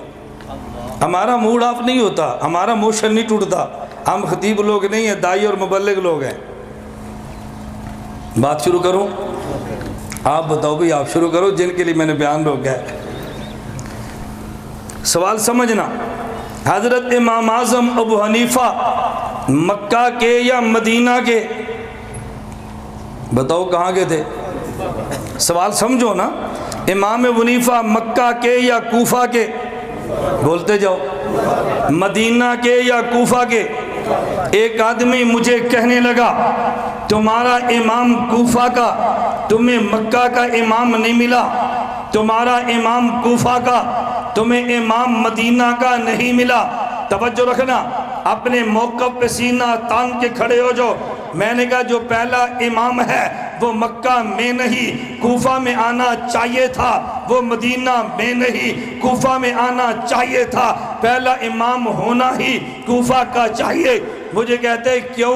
میں نے کہا اس لیے یہ ضابطہ ہے، ایک بڑا ہے اور ایک چھوٹا ہے، جہاں پہ بڑا کام چھوڑ کے چلا جائے چھوٹا وہاں سے کام لے کے چلتا ہے۔ میرے نبی کے بعد 4 خلفاء ابو بکر عمر عثمان علی ہے، میرے نبی کے بعد 4 فقہا امام ابو حنیفہ مالک امام شافعی امام احمد ہے۔ اب میں ترتیب یوں گنوں گا، پہلے خلیفہ ابو بکر ہے، دوسرے حضرت امام عمر ہے، تیسرے عثمان ہے، چوتھے علی ہے۔ ادھر فقہا میں چوتھے امام احمد، تیسرے امام شافعی، دوسرے امام مالک اور پہلے امام ابو حنیفہ۔ اللہ کے نبی مکہ سے گئے ہیں، ان کے بعد ابو بکر آئے، مدینہ سے کام شروع کیا، یہ مدینہ سے گئے ہیں، ان کے بعد عمر ہے، کام مدینہ سے شروع کیا، عمر مدینہ سے گئے ہیں، عثمان غنی نے مدینہ سے شروع کیا ہے، عثمان غنی مدینہ سے گئے ہیں، علی المرتضیٰ نے مدینہ سے شروع کیا ہے، علی المرتضیٰ مدینہ سے نہیں، مدینہ سے چلے تو کوفہ گئے ہیں، کوفہ سے گئے ہیں، تو پھر چوتھا خلیفہ اگر مکہ سے جاتا تو پہلا امام مکہ میں آتا، اگر چوتھا خلیفہ مدینہ سے جاتا تو پہلا امام مدینہ میں آتا۔ جو کہ چوتھا خلیفہ کوفہ سے گیا ہے تو پہلے امام نے کوفہ میں آنا تھا۔ کوفہ چوتھے خلیفہ کی جائے شہادت ہے تو پہلے امام کی جائے ولادت ہے، جہاں سے چوتھے نے جانا تھا وہاں سے پہلے نے آنا تھا۔ تو پہلے امام کو کہاں آنا چاہیے تھا؟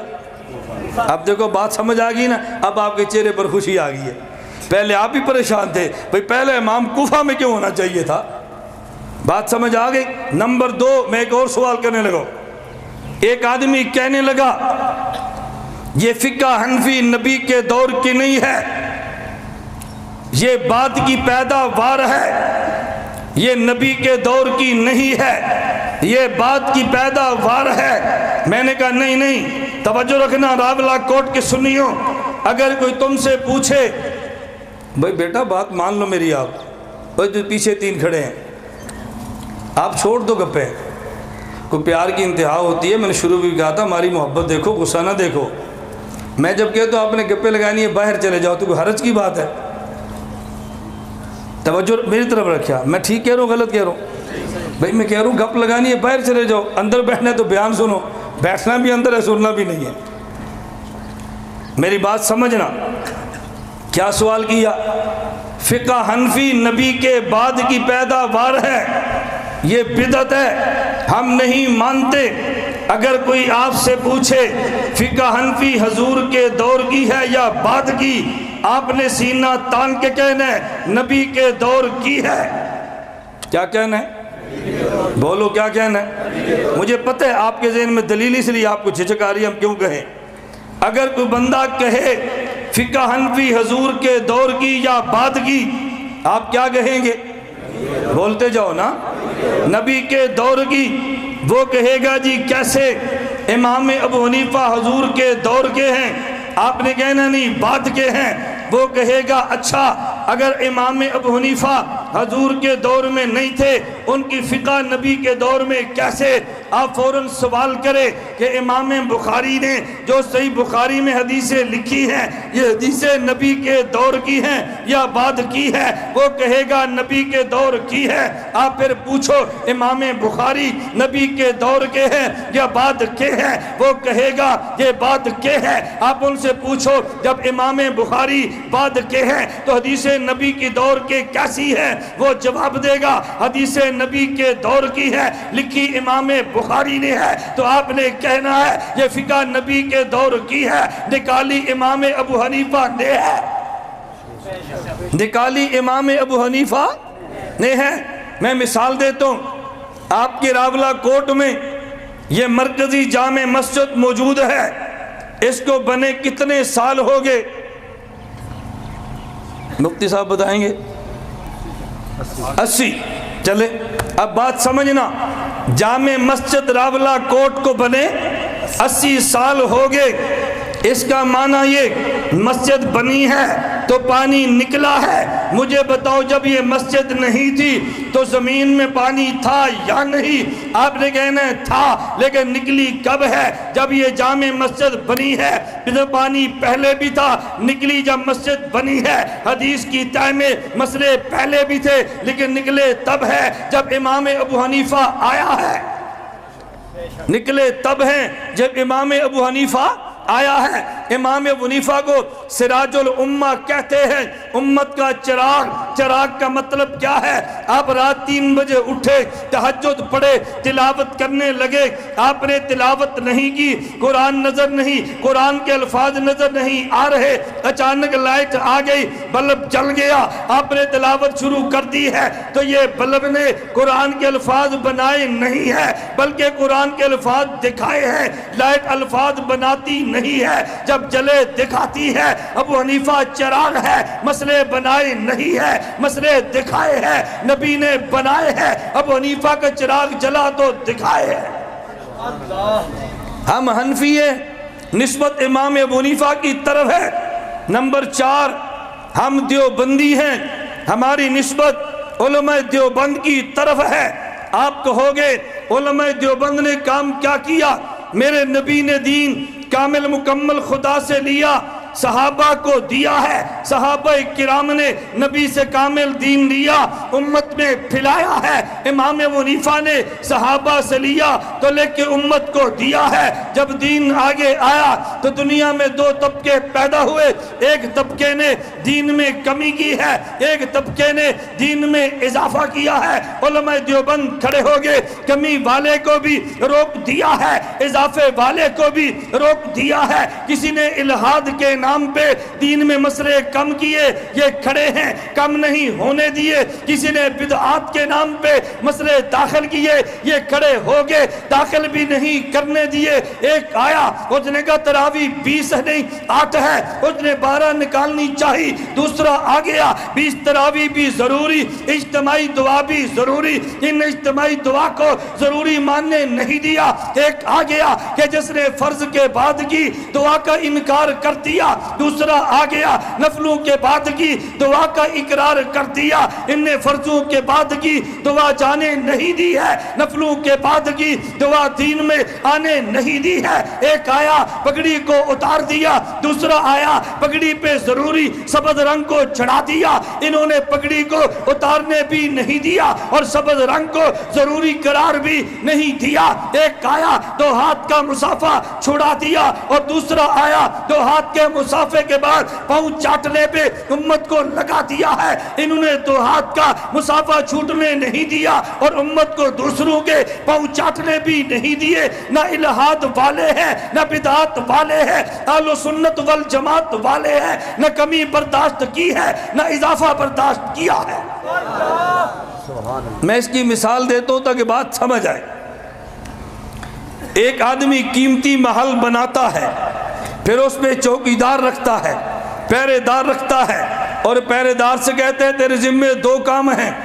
اندر سے قیمتی قلین جانے نہ دینا، اندر سے قیمتی فانوس چوری نہ ہونے دینا، اندر سے قیمتی زیور جانے نہ دینا.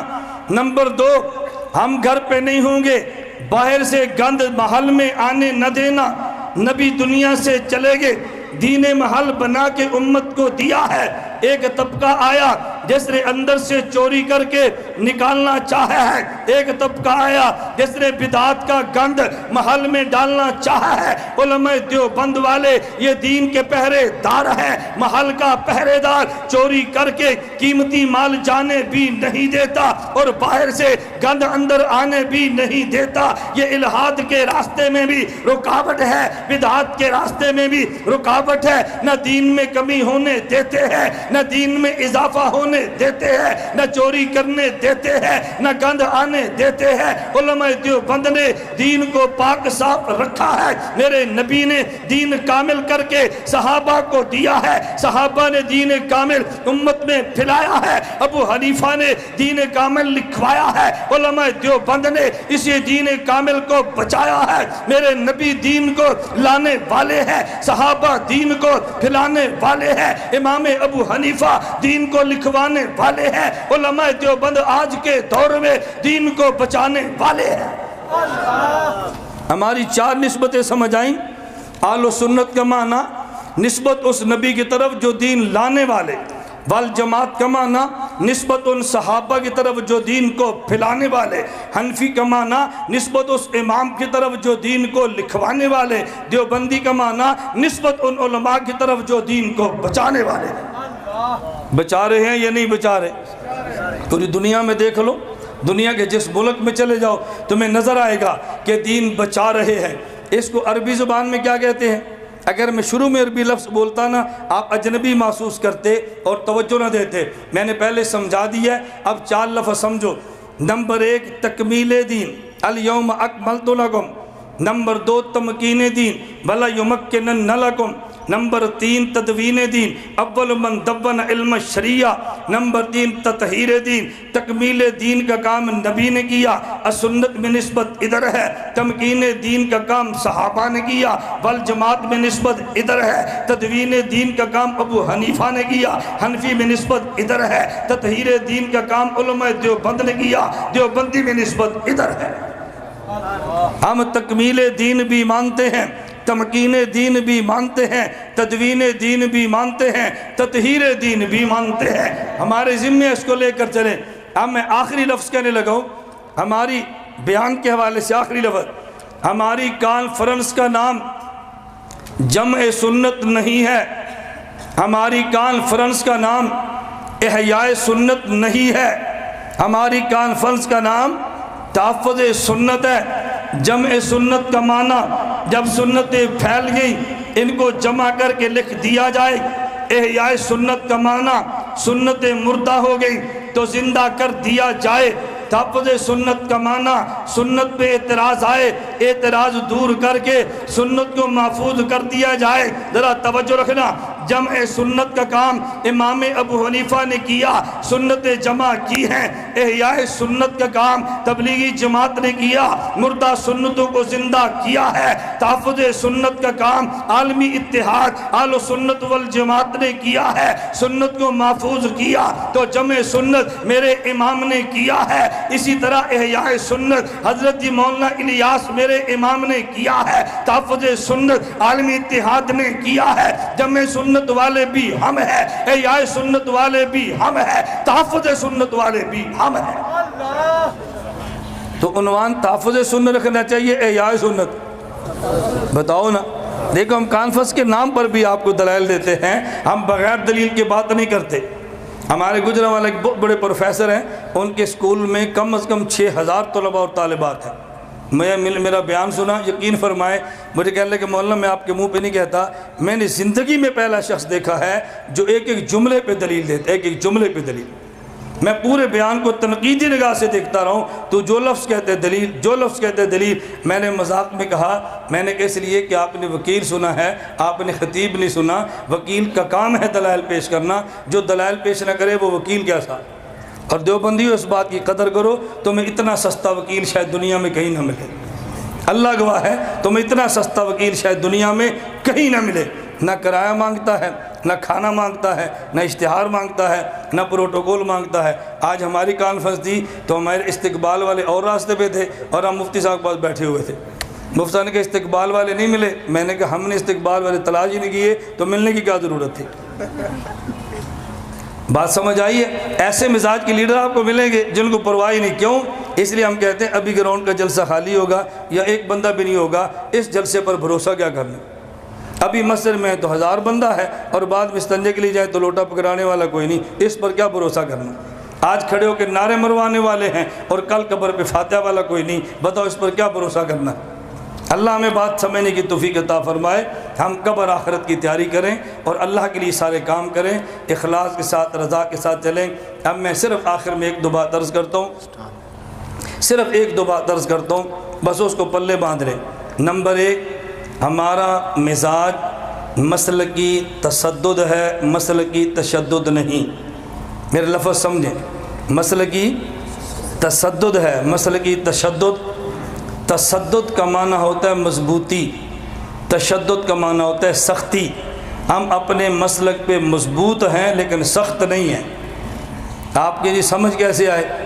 ایک ہوتا ہے سنگل زنجیر لوہے کا، ایک ہوتا ہے رسہ ریشم کا، توجہ رکھیں آپ، ایک ہوتا ہے زنجیر لوہے کا اور ایک ہوتا ہے رسہ ریشم کا۔ زنجیر لوہے کا سخت ہوتا ہے، مضبوط نہیں ہوتا، اور ریشم کا رسہ مضبوط ہوتا ہے، سخت نہیں ہوتا۔ ہم لوہے کے زنجیر نہیں ہیں، ہم ریشم کے رسے ہیں، اپنے مسلک پہ متشدد نہیں ہیں، اپنے مسلک پہ متصدد ہیں، سختی نہیں کرتے لیکن اپنے مسلک پہ جمے ہیں۔ نمبر دو، ہمارا نہج سمجھ لیں، ہمارا موقف مسلکی تسلب ہے، مسلکی تعصب نہیں ہے۔ مسلکی تعصب کا معنی ہوتا ہے چھیڑنا، اور مسلکی تسلب کا معنی ہوتا ہے اپنے مسلک پر قائم رہنا۔ ہم چھیڑتے نہیں ہیں، اپنے مسلک پہ قائم رہتے ہیں۔ بات سمجھ آ رہی ہے؟ ہماری جنگ نظریات کی نہیں ہے، نظریات کی ہے، ذاتیات کی نہیں ہے۔ آپ نے ہمارا پورا جلسہ سنا، ہم نے کسی مسلک کے کسی آدمی کی ذات پر کوئی اعتراض نہیں کیا۔ ہماری نظریات کی جنگ ہے اور ذاتیات کی جنگ نہیں ہے۔ اور جنگ ہماری گولی اور گالی کی نہیں ہے، جنگ ہماری فضائل اور دلائل کی ہے۔ ہم اپنے مسلک کو سمجھانے کے لیے گولی اور گالیوں سے کام نہیں لیتے، فضائل اور دلائل سے کام لیتے ہیں۔ ہمارا مزاج سیاسی اور عسکری نہیں ہے، غیر عسکری، غیر سیاسی اور خالصتاً علمی مزاج ہے۔ اس کا معنی یہ نہیں ہم سیاست کے مخالف ہیں، نہ اس کا معنی ہم عسکریت کے مخالف ہیں۔ ہماری جماعت عالمی اتحاد اہل سنت والجماعت کا طرز نہ سیاسی ہے نہ عسکری ہے، خالصتاً علمی اور فکری ہے۔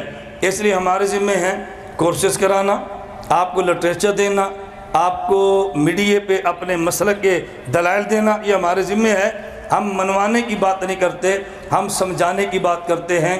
تو میری آپ حضرات سے گزارش ہے کہ جو حضرات میڈیا سے وابستہ ہوں وہ نوٹ فرما لیں، ahnafmedia.com ہماری ویب سائٹ ہے، اور فیس بک ہو احناف میڈیا سروسز، فیس بک پہ ہماری آئی ڈی دیکھ لیں۔ انشاءاللہ آپ کو گلہ نہیں رہے گا کہ ہمارے مسلک پر کسی نے میڈیا پر کام نہیں کیا۔ نمبر دو، جن حضرات کا مزاج ہو پڑھنے کا، ہمارے 3 رسالے ہیں، ایک 3 مہینے بعد قافلہ حق، یہ خالصتاً شکوہ جواب شکوہ کے طرز پر ہے، میں پہلے بتا رہا ہوں تاکہ آپ پریشان نہ ہوں۔ دوسرا رسالہ فقی، یہ ماہانہ، اس میں خالص مثبت انداز میں دلائل اپنے مسلک کے۔ نمبر 3، خواتین کے لیے ماہانہ بنات اہل سنت، آپ میں سے جو بندہ یہ رسائل لگوانا چاہے وہ لگوائے۔ اور اسی طرح ہماری کتب ہر موضوع پہ تقریباً موجود ہے۔ ابھی آپ دعا سے فارغ ہوں گے، باہر ہمارا سٹال موجود ہے، اس میں کتب بھی ہیں، اس میں رسائل بھی ہیں، اور اس میں ہم نے آپ کی سہولت کے لیے مختصر سا کارڈ بھی اب بنا دیے، میموری کارڈ۔ بعضوں کو موبائل میں دیکھنے کا شوق ہوتا ہے، ہم کہتے ہیں دیکھیں لیکن مولویوں کو دیکھیں، سنیں تو اپنے علماء کو سنیں، موبائل اپنے کان سے لگائیں اور چلتے جائیں، روزانہ ایک بیان سنیں اور آپ دیکھیں آپ کو فائدہ کتنا ہوتا ہے۔ ہمارے بیان کون سنتا ہے؟ میں صرف ایک بات کہتا ہوں، اپریل مکہ مکرمہ میں تھا، مولانا دارالعلوم دیوبند کے محتمم مفتی ابوالقاسم نعمانی دامت برکاتہم نے مجھے فرمایا کہ مولانا میں واٹس ایپ پہ روزانہ آپ کا ایک بیان سنتا ہوں، روزانہ۔ یہ میں دارالعلوم دیوبند کے طالب علم کی بات نہیں کر رہا، مدرس کی بات کر رہا ہوں۔ اس لیے میں علماء سے بھی گزارش کروں گا ہمارے بیان کو آپ سماعت فرمائیں، 1-2 بیان آپ سن لیں، آپ کو اندازہ ہوگا ایک موضوع پر گفتگو کرنے کے لیے آپ کو 1000 کتاب کھنگال لینی پڑے گی، ایک بیان آپ کو ملے گا، دلائل بھی ہوں گے، مسائل بھی ہوں گے، اور پھر دلائل کو بیان کرنے کا سلیقہ اور طرز بھی ہوگا، آپ نے بیان کیسے کرنا ہے۔ اس کے علاوہ ہمارے یہاں کورسوں کی ترتیب ہوتی ہے، ہر انگریزی ماہ کی پہلی جمعرات مغرب سے لے کے اتوار صبح 9 بجے تک 3 دن کا تحقیق المسائل کورس مرکز اہل سنت والجماعت 87 جنوبی سرگودا ہوتا ہے، اور شعبان میں 12 دن کا دورہ تحقیق المسائل طلباء کے لیے ہے، اور 10 سے 15 شوال داخلہ ہوگا۔ 1 سال کا تخصص اور کورس خالص علماء کے لیے ہے۔ آپ جس میں شرکت فرمانا چاہیں شرکت فرمائیں۔ اللہ ہم سب کو اپنے مسلک پر قائم اور دائم رہنے کی توفیق عطا فرمائے۔ میں آخر میں آپ تمام احباب کا اللہ گواہ ہے بے حد مشکور ہوں، عوام کا بھی، خواص کا بھی۔ بطور خاص اسٹیج پہ تشریف فرما علماء مفتی عبدالخالق صاحب، مولانا نعمانی صاحب، مفتی سعید صاحب اور دیگر احباب، ہمارے مفتی حنیف صاحب جنہوں نے بھرپور شفقت فرمائی اور ساتھ دیا ہے۔ میں نے مفتی عبدالخالق صاحب سے کہا کہ ہمارا دورہ شروع ہے، میری خواہش ہے کہ آپ ہمارے سرگودے والے دورے کے اندر ایک دن تشریف لائیں۔ مجھے اتنی خوشی انہیں جواب سن کر یقین فرمائے میں بتا نہیں سکتا۔ مفتی صاحب فرمانے لگے دل میرا بھی کرتا ہے کہ آپ کے کورس آ کر دیکھوں، لیکن اب میں چاہتا ہوں کہ کانفرنس کو کامیاب کریں، اگلے سال کا دورہ دیکھ لیں۔ تو آپ میرا عذر قبول فرمائیں۔ میرا عذر یہ ہے کہ میں اس کانفرنس کو کامیاب دیکھنا چاہتا ہوں۔ میں اجازت بھی لے کر دوں گا، ساتھ بھی چلوں گا، اور اپنے ورکروں سے کہہ دیں جہاں تک ہو سکا میں بھرپور ان کا ساتھ دوں گا۔ ہمارے مسلک کے مشائخ جو ہماری پشت پہ ہاتھ رکھیں، ہمیں کام کرنا بہت آسان ہو جائے گا۔ باقی ذرات سے ہمارا مفتی سید یوسف صاحب، ان سے بھی رابطہ تھا، دیگر احباب سے بھی تھا، تو بعد کی مصروفیات کی وہ نہیں تشریف لا سکے، ان کے اپنے اعذار ہیں۔ اللہ ان کی عمروں میں برکت عطا فرمائے، اللہ تمام احباب کو جزائے خیر عطا فرمائے، اللہ ہم سب کو مسلک کی خدمت کے لیے قبول فرمائے۔ جو بعد میں ابھی تو کتب باہر پڑی ہیں، اگر بعد میں ہم منگوانا چاہیں تو ٹیلی فون نمبر بے شک نوٹ فرما لیں۔ یہ میں ٹیلی فون کیوں دے رہا ہوں، مجھے بعض ساتھی فون کرتے ہیں کہ مثلا مولانا صاحب میں راولہ کوٹ سے بات کرتا ہوں یا مظفر آباد یا راول پنڈی سے، میں آپ کی کتابیں منگوانا چاہتا ہوں، کہاں سے ملتی ہیں؟ میں کہتا ہوں آپ کے گھر سے ملتی ہیں۔ ہمارے گھر سے؟ میں نے کہا جی آپ کے گھر سے۔ ہمارے گھر سے کیسے ملتی ہیں؟ میں نے کہا ٹیلی فون میں دیتا ہوں، آپ اس پہ فون کریں، ڈاکی آپ کے گھر آ کر دے دے گا۔ آپ نے بازار ضرور جانا ہے خریدنے کے لیے، گھر چیز ملتی ہے تو آپ بازار میں کیوں دکان پر جاتے ہیں؟ آپ ٹیلی فون نوٹ فرما لیں 0321 635 35 40۔ اردو سمجھتے ہیں نا؟ چلو ٹھیک ہے۔ میں نے کہا اردو بندے کو سمجھنی چاہیے۔ رات ہم جہاز میں تھے سکھر میں، اسلام آباد جا رستے میں لاہور جہاز رکا، آگے موسم خراب تھا تو انہوں نے کہا جی آپ آگے نہیں جا سکتے۔ اب کیپٹن انگلش میں اعلان کر رہے ہیں۔ میں نے ایئر ہوسٹس کو بلا کر پوچھا بیٹا کو ہمارا گناہ ہے؟ کہتے جی کیوں؟ میں نے کہا اردو والے ہیں، پاکستان میں ہو، اردو میں اعلان کرو بھی آگے موسم خراب ہے۔ تو بعض لوگوں کو انگلش بولنے کا شوق ہوتا ہے، اس لیے میں کہتا ہوں آپ اردو سمجھتے ہیں نا؟ 0321 635 35 40 آپ فون کریں گے، ڈاکی آپ کے گھر کتابیں پہنچائے گا انشاءاللہ العزیز۔ اتنا آپ اہتمام فرما لیں گے نا۔ باقی ہماری عالمی اتحاد اہل سنت والجماعت کی ذیلی سطح پہ تشکیلات ہو جائیں گی انشاءاللہ۔ فی الوقت آپ مفتی نوید حنیف صاحب آپ کے سامنے ہیں، جو حضرات باضابطہ جماعت کے رکن بننا چاہیں، رمضان کے بعد رکنیت سازی کی مہم بھی شروع ہوگی انشاءاللہ العزیز، آپ اس میں شرکت فرمائیں۔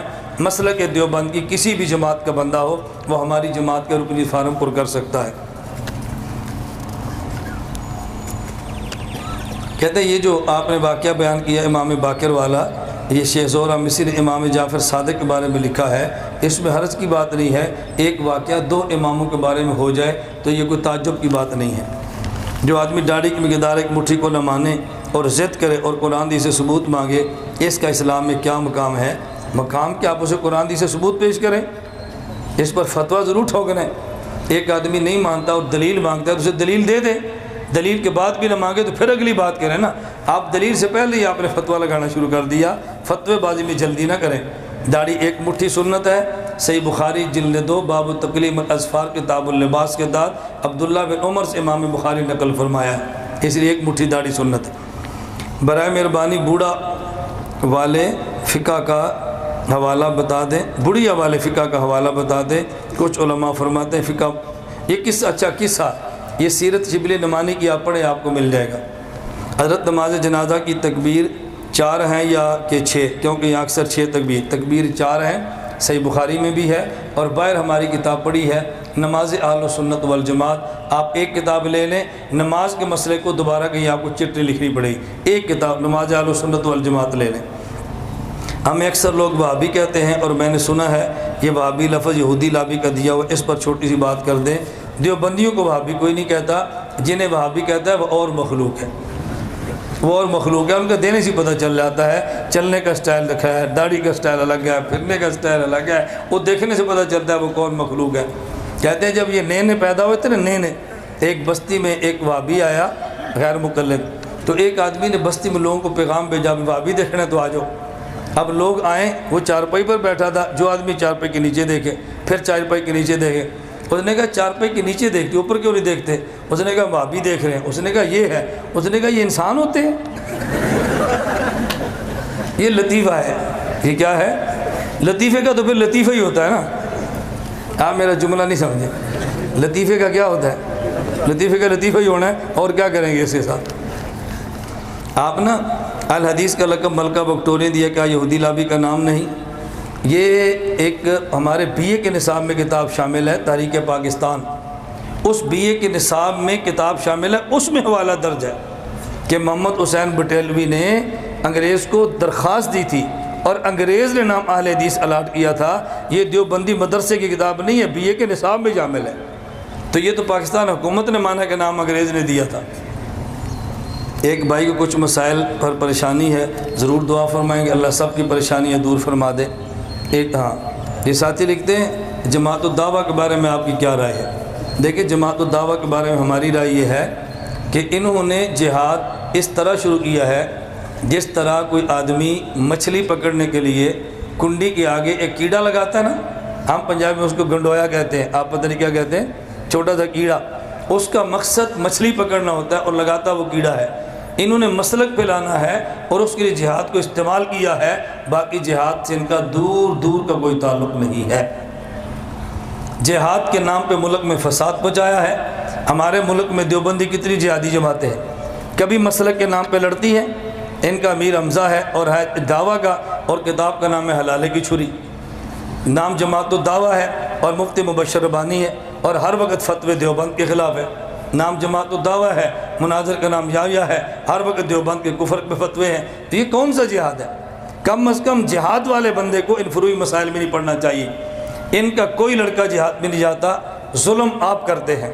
آپ کا بیٹا جہاد کے نام پہ لیں گے، پہلے اس کا مذہب تبدیل کرائیں گے، پھر یا اسے بھیک منگوائیں گے یا اس کو مروائیں گے، یا چندہ منگوائیں گے یا اس کو جہاد میں جا کر مروائیں گے، اور اس کے پورے پیسے وصول کریں گے، اور گھر والے بیچارے سمجھتے ہمارا نیک آدمی شہید ہو گیا، یہ ماہانہ اپنی وصولی کرتے ہیں۔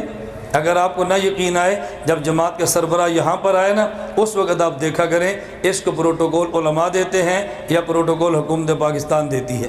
اگر پروٹوکول علماء دیں تو سمجھے علماء کا نمائندہ ہے، اگر پروٹوکول وہ دیں تو پھر آپ سمجھے علماء کا نمائندہ نہیں ہے۔ میری بات آپ کو سمجھ آئی ہے؟ اس لیے آپ شفقت اور کرم فرمائیں۔ میں بہاول نگر میں تھا، ایک حاجی صاحب مجھے فرمانے لگے کہ مولانا صاحب آپ کا جماعت وہ تبلیغی جماعت کے تھے اور جماعت الدعوہ کو چندہ دیتے تھے۔ مجھے ساتھیوں نے کہا ان سے بات کریں۔ میں نے ان سے پوچھا کہ آپ ان کو چندہ کیوں دیتے ہیں؟ یہ بڑی دلچسپ بات ہے۔ مجھے کہنے لگا جہاد کرتے ہیں۔ میں نے کہا آپ نے کیا ٹریننگ سینٹر دیکھا ہے؟ مجھے کہتے ہیں دیکھا ہے۔ میں نے کہا کہاں پہ؟ کہتے ہیں مظفر آباد سے آگے کی جگہ وہاں پر۔ میں نے کہا وہاں کتنے لڑکے تھے؟ کہتے ہیں کوئی 250 250 ہوں گے۔ میں نے کہا 250 250 ہر ماہ؟ کہتے ہیں ہر ماہ۔ میں نے کہا 2.25 2.5 کو چھوڑ دو، میں 200 مانتا ہوں۔ ہر ماہ اگر 200 مجاہد بھی تیار کریں تو سال کے کتنے بنتے ہیں؟ بتاؤ نا۔ تو میں نے کہا جہاد افغانستان کی بات کرتے ہیں جہاد کشمیر کی؟ اس نے کہا جہاد کشمیر کی۔ میں نے کہا بابا جھوٹ نہ بولنا، ہر سال 2400 بندہ بارڈر کراس کر سکتا ہے؟ کہتا ہے نہیں۔ تو میں نے کہا وہ ٹریننگ یافتہ جاتے کدھر ہیں؟ جہاد کے نام پہ ٹریننگ کی ہے، وہاں ان کو مسلک سمجھایا، پھر گھر گھر جا کے ان سے بھیک منگوائی ہے۔ زکوٰۃ جمع کرو، عشر جمع کرو، قربانی کی کھالیں جمع کرو، پیسے جمع کرو۔ تو مجاہد تیار کر کے بھیک منگوانا یہ کون سا جہاد ہے؟ اس بابے نے کہا مجھے بات سمجھ آ گئی ہے۔ ہر مہینے 200 بندہ تیار ہو، سال کے 2400 بندے ہیں، اور جس جماعت کو بنے 20 سال ہو گئے ہوں، آپ ذرا ضرب دیں بندے کتنے بنتے ہیں۔ یہ سیدھا چڑھ جائیں کشمیر پہ، کشمیر فتح نہ ہو جائے، ادھر نہیں چڑھیں گے ادھر چڑھیں گے۔ تم مشرک ہو، تم بے ایمان ہو، تم تقلید کرتے ہو، ولی کچھ نہیں کر سکتے، کرامت جائز نہیں ہے، معجزے جائز نہیں ہے، ولیوں پہ بھونکنا شروع کریں گے۔ یہ کون سا جہاد ہے؟ یہ جہاد ہے؟ یہ جہاد کے نام پہ فساد ہے۔ اور سٹیج پہ کیا اعلان کریں گے؟ واعتصموا بحبل اللہ جميعا ولا تفرقوا، ایک ہو جاؤ۔ ایک ہونے کا معنی سارے جماعت الدعوہ بھی شامل ہو جائے، یہ ایک ہونے کا معنی ہے۔ پہلے دفاع پاکستان کونسل پہ ہمارے علماء نے غلطی کر کے تمہارا ساتھ دیا، جب اب پاپولر ہو گئے ہیں، اب اس کے بعد اب دفاع پاکستان ختم، اب دفاع اسلام ون مین شو ہو رہا ہے، اب استحکام پاکستان ون مین شو ہو رہا ہے، اتحاد امت ون مین شو ہو رہا ہے، متعارف آپ نے کرایا، اگلا فساد ان نے شروع کیا۔ یہ میں اپنی چشمدید بات کہہ رہا ہوں، چشمدید۔ میں کوئٹہ گیا، وہاں دفاع پاکستان کونسل کا جلسہ تھا، اس میں حافظ سعید بھی گئے، اور اللہ کی قسم اٹھا کر کہہ رہا ہوں میں نے اپنی آنکھوں سے چاکنگ دیکھی ہے۔ اب یہ جہاد ہے، چمن روڈ پہ چاکنگ لکھی ہے، نہ حنفیہ نہ شافیہ، محمدیہ، نہ حنفیہ نہ جعفریہ، محمدیہ، یہ جہاد ہے؟ یہ جہاد ہے؟ لوگ سے کہہ رہے ہیں یہ پرچم لے لو، ہاتھ کھڑے کرو۔ اب پٹھان آدمی ہیں، سادے آدمی ہیں، کلمہ والا پرچم ہے، کلمے والا، انہوں نے اونچا کیا، باہر سے ٹرک بھر کے لائے اور پرچم اوپر، اور باہر دکھاتے ہیں دیکھو ہمارا 1,00,000 بندہ ہے، ہمیں اور پیسے دو، ہمارے بندے بہت ہو گئے۔ پھر پنجاب سے کتابیں لے کر گئے، جب باہر نکلے تو کتابیں تقسیم ہو رہی کون سی؟ رفع دین کی، آمین کی، اور نماز نبی۔ عنوان جہاد ہے اور اندر فساد ہے۔ اس لیے میری آپ سے گزارش ہے، اگر یہ جہاد کریں، ہمیں جہاد پہ اعتراض نہیں ہے، لیکن جہاد کے نام پہ توجہ، جہاد کے نام پہ ہمارے امام پر کوئی تبرہ کرے، ہم قطعاً برداشت نہیں کریں گے۔ آپ اس بات پہ ہماری تائید کرتے ہیں؟ بولو نا، حامد تائید کرتے ہیں؟ بلند آواز سے کو، ہم جہاد کے قائل ہیں، لیکن جہاد کے نام پہ مسل کی فرقہ واریت کے قائل نہیں ہے۔ ہماری تائید کرتے ہیں؟ جو تائید کرتے ہیں ہاتھ کھڑے کرو، اونچی آواز سے تائید کرتے ہیں بھی انشاءاللہ۔ آپ ان کا راستہ روکو، ہمارے بچوں کو ہمارے خلاف استعمال کریں۔ مجھے ایک لڑکا ملا جماعت الدعویٰ کا، تو میں نے کہا کہاں گیا تھا؟ جی میں مظفر آباد گیا تھا۔ بڑا دلچسپ واقعہ ہے۔ کیوں؟ ٹریننگ کر کے آیا ہوں۔ کیا سیکھا ہے؟ بارود سیکھا ہے۔ اب کیا کرتا ہے؟ بہشتی زیور کو چیک کرتا ہوں۔ سیکھا کیا ہے؟ بارود۔ چیک کیا کرتا ہے؟ بہشتی زیور۔ اچھا میں نے کہا بہشتی زیور کا کوئی مسئلہ؟ کہتا ہے بہت مسئلے ہیں جو قرآن کے خلاف ہے، حدیث کے خلاف ہیں۔ میں نے کہا مسئلہ بتاؤ۔ کہتے ہیں حضرت تھانوی نے لکھا ہے اگر انگلی پر پخانہ لگا ہو، کوئی آدمی چاٹ لے، انگلی پاک ہوتی ہے۔ میں نے کہا تینوں پورے بہشتی زیور جو گوں ہی لبیا ہے، اور شیطان آدمی، اور کوئی مسئلہ نہیں تھا۔ اب سیکھا بارود ہے اور چک پیشاب ہو رہا ہے، کیا بات؟ میں غلط کہہ رہا ہوں ٹھیک کہہ رہا ہوں؟ اور ایک بات سمجھو، جماعت الدعویٰ کو چندہ دینے والوں عقل کے ناخن لو۔ میں نے اس بزرگ سے کہا بھاون نگر میں، میں نے کہا مجھے بتاؤ بزرگوں، میں نے مدرسہ بنایا اور مجھے آپ فرماتے ہیں کہ مولانا صاحب مدرسہ بنائیں، میں چپڑاسی سے لے کے شیخ الحدیث تک سب کی تنخواہ میں دوں گا۔ آپ نے تنخواہ دینی شروع کر دی۔ اب مجھے آپ نے کراچی دیکھا کہ میں کراچی مسجد کے باہر رومال بچھا کر چندہ مانگ رہا ہوں۔ آپ کو تعجب ہوگا نا کہ یار سارا خرچہ میں دیتا ہوں، یہ چندہ کیوں مانگتا ہے؟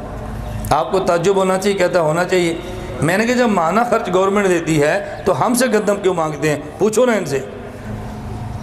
مانا خرچ وہاں سے مل رہا ہے، شہید کے پیسے وہاں سے مل رہے ہیں، وظیفے وہاں سے مل رہے ہیں، ہم سے گندم کیوں مانگتے ہو؟ آپ کا پیسہ آپ کے خلاف، آپ کی جوتیاں آپ کے سر پہ مارتے ہیں۔ خدا کے لیے عقل کے ناخن لو۔ اگر ہماری کوئی جہادی جماعت آ جائے تو آپ کہتے ہیں یہ ایجنسیوں کے ہیں، اور جماعت الدعویٰ آ جائے تو پھر او جی جیسے کیسے بھی ہیں، مجاہد تو ہے نا، اپنا آ گیا تو ایجنسیوں کا ہے، اور غیر آ گیا تو جیسا کیسا ہے، مجاہد تو ہے نا۔ یہ جیسا کیسا ہے اپنوں کے بارے میں فرما لیتے، ان کے بارے میں نہ کہتے۔ میری گزارش سمجھ آ گئی ہے؟ میرا خیال اتنا ان کے لیے کافی ہے۔ اور اگر اس پر مطالعہ فرمانا چاہیں تو پھر ان کے گھر کی کتاب دیکھیں، ان کے گھر کی 2 کتابیں نوٹ کریں۔ ایک کتاب لکھی ہے، یہ ان 2 لڑکوں نے جو جماعت الدعویٰ کے تھے، گرفتار ہوئے ہیں، اور پھر وہ کیوبا وہاں پہنچے ہیں، وہاں سے رہا ہوئے تو کتاب لکھی ہے، اور کتاب کا نام کیا ہے؟ ٹوٹ گئی زنجیر۔ آپ پڑھیں ذرا، اللہ کی قسم انہوں نے اس میں لکھا ہے کہ انہوں نے پیسے لے کر ہمیں گرفتار کرایا۔ ان کے لڑکے ہمارے لڑکے نہیں ہیں۔ نمبر 2، پروفیسر طالب الرحمان غیر مقلدین کا مناظر ہے، اس نے کتاب لکھی ہے بارود۔ کتاب کا نام کیا ہے؟ ذرا وہ کتاب پڑھیں تو پھر اندر کے راز آپ دیکھیں۔ ان کے گھر کی گواہیاں ہیں، میں اس پہ تنقید ہی نہیں کرتا۔ میں اتنی گزارش کرتا ہوں، ہمیں جہاد سے اختلاف نہیں ہے، لیکن جہاد کے نام پر فرقہ واریت سے ہمیں اختلاف ہے۔ بات ٹھیک ہے غلط ہے؟ ہمارا بیٹا اس کو 20 تراویح پڑھنے دو، ہمارا بیٹا اس کو ترک رفع دین کرنے دو، مجھے بتاؤ اگر کوئی غیر مقلد اہل حدیث تبلیغی جماعت میں چلا جائے، کبھی تبلیغ والے کہتے ہیں رفع دین چھوڑ دو، کہتے ہیں بھی تو ہمارا کام کر، تجھے جو شوق ہے، کبھی نہیں منع کرتے، دلائل سے قائل ہو جائے تو ہو جائے، جب تم بندہ لے کر گئے ہو تو تھوڑا سا صبر کرو نا۔ اللہ میں بات سمجھنے کی توفیق عطا فرمائے۔ جو فوجی و طالبان لڑتے ہیں مرنے والا کون ہے؟ بھائی فوجی ہمارے ہیں اور وہ بیچارے بھی ہمارے ہیں، ہم کہتے ہیں آپس کی لڑائی نہیں ہونی چاہیے، اللہ سمجھ عطا فرمائے۔ آپس کی لڑائی نہیں ہونی چاہیے، اللہ سمجھ عطا فرمائے۔ آپس کی لڑائی سے دشمن خوش ہوتا ہے، ہمیں آپس کے فتویٰ بازی پر مجبور مت کرو۔ خدا کے لیے، اللہ کے لیے آپ دعا فرماؤ، اللہ اس جنگ کو ختم فرمائے، اللہ ان کو بھی سمجھ دے، اللہ ان کو بھی سمجھ عطا فرمائے۔ وہ ان کے خلاف نہ لڑیں، وہ ان کے خلاف نہ لڑیں۔ پاکستان کی حفاظت کی ہمیں ہر وقت دعا بھی کرنی چاہیے اور ہمیں پاکستان کی دعا کی کوشش بھی کرنی چاہیے۔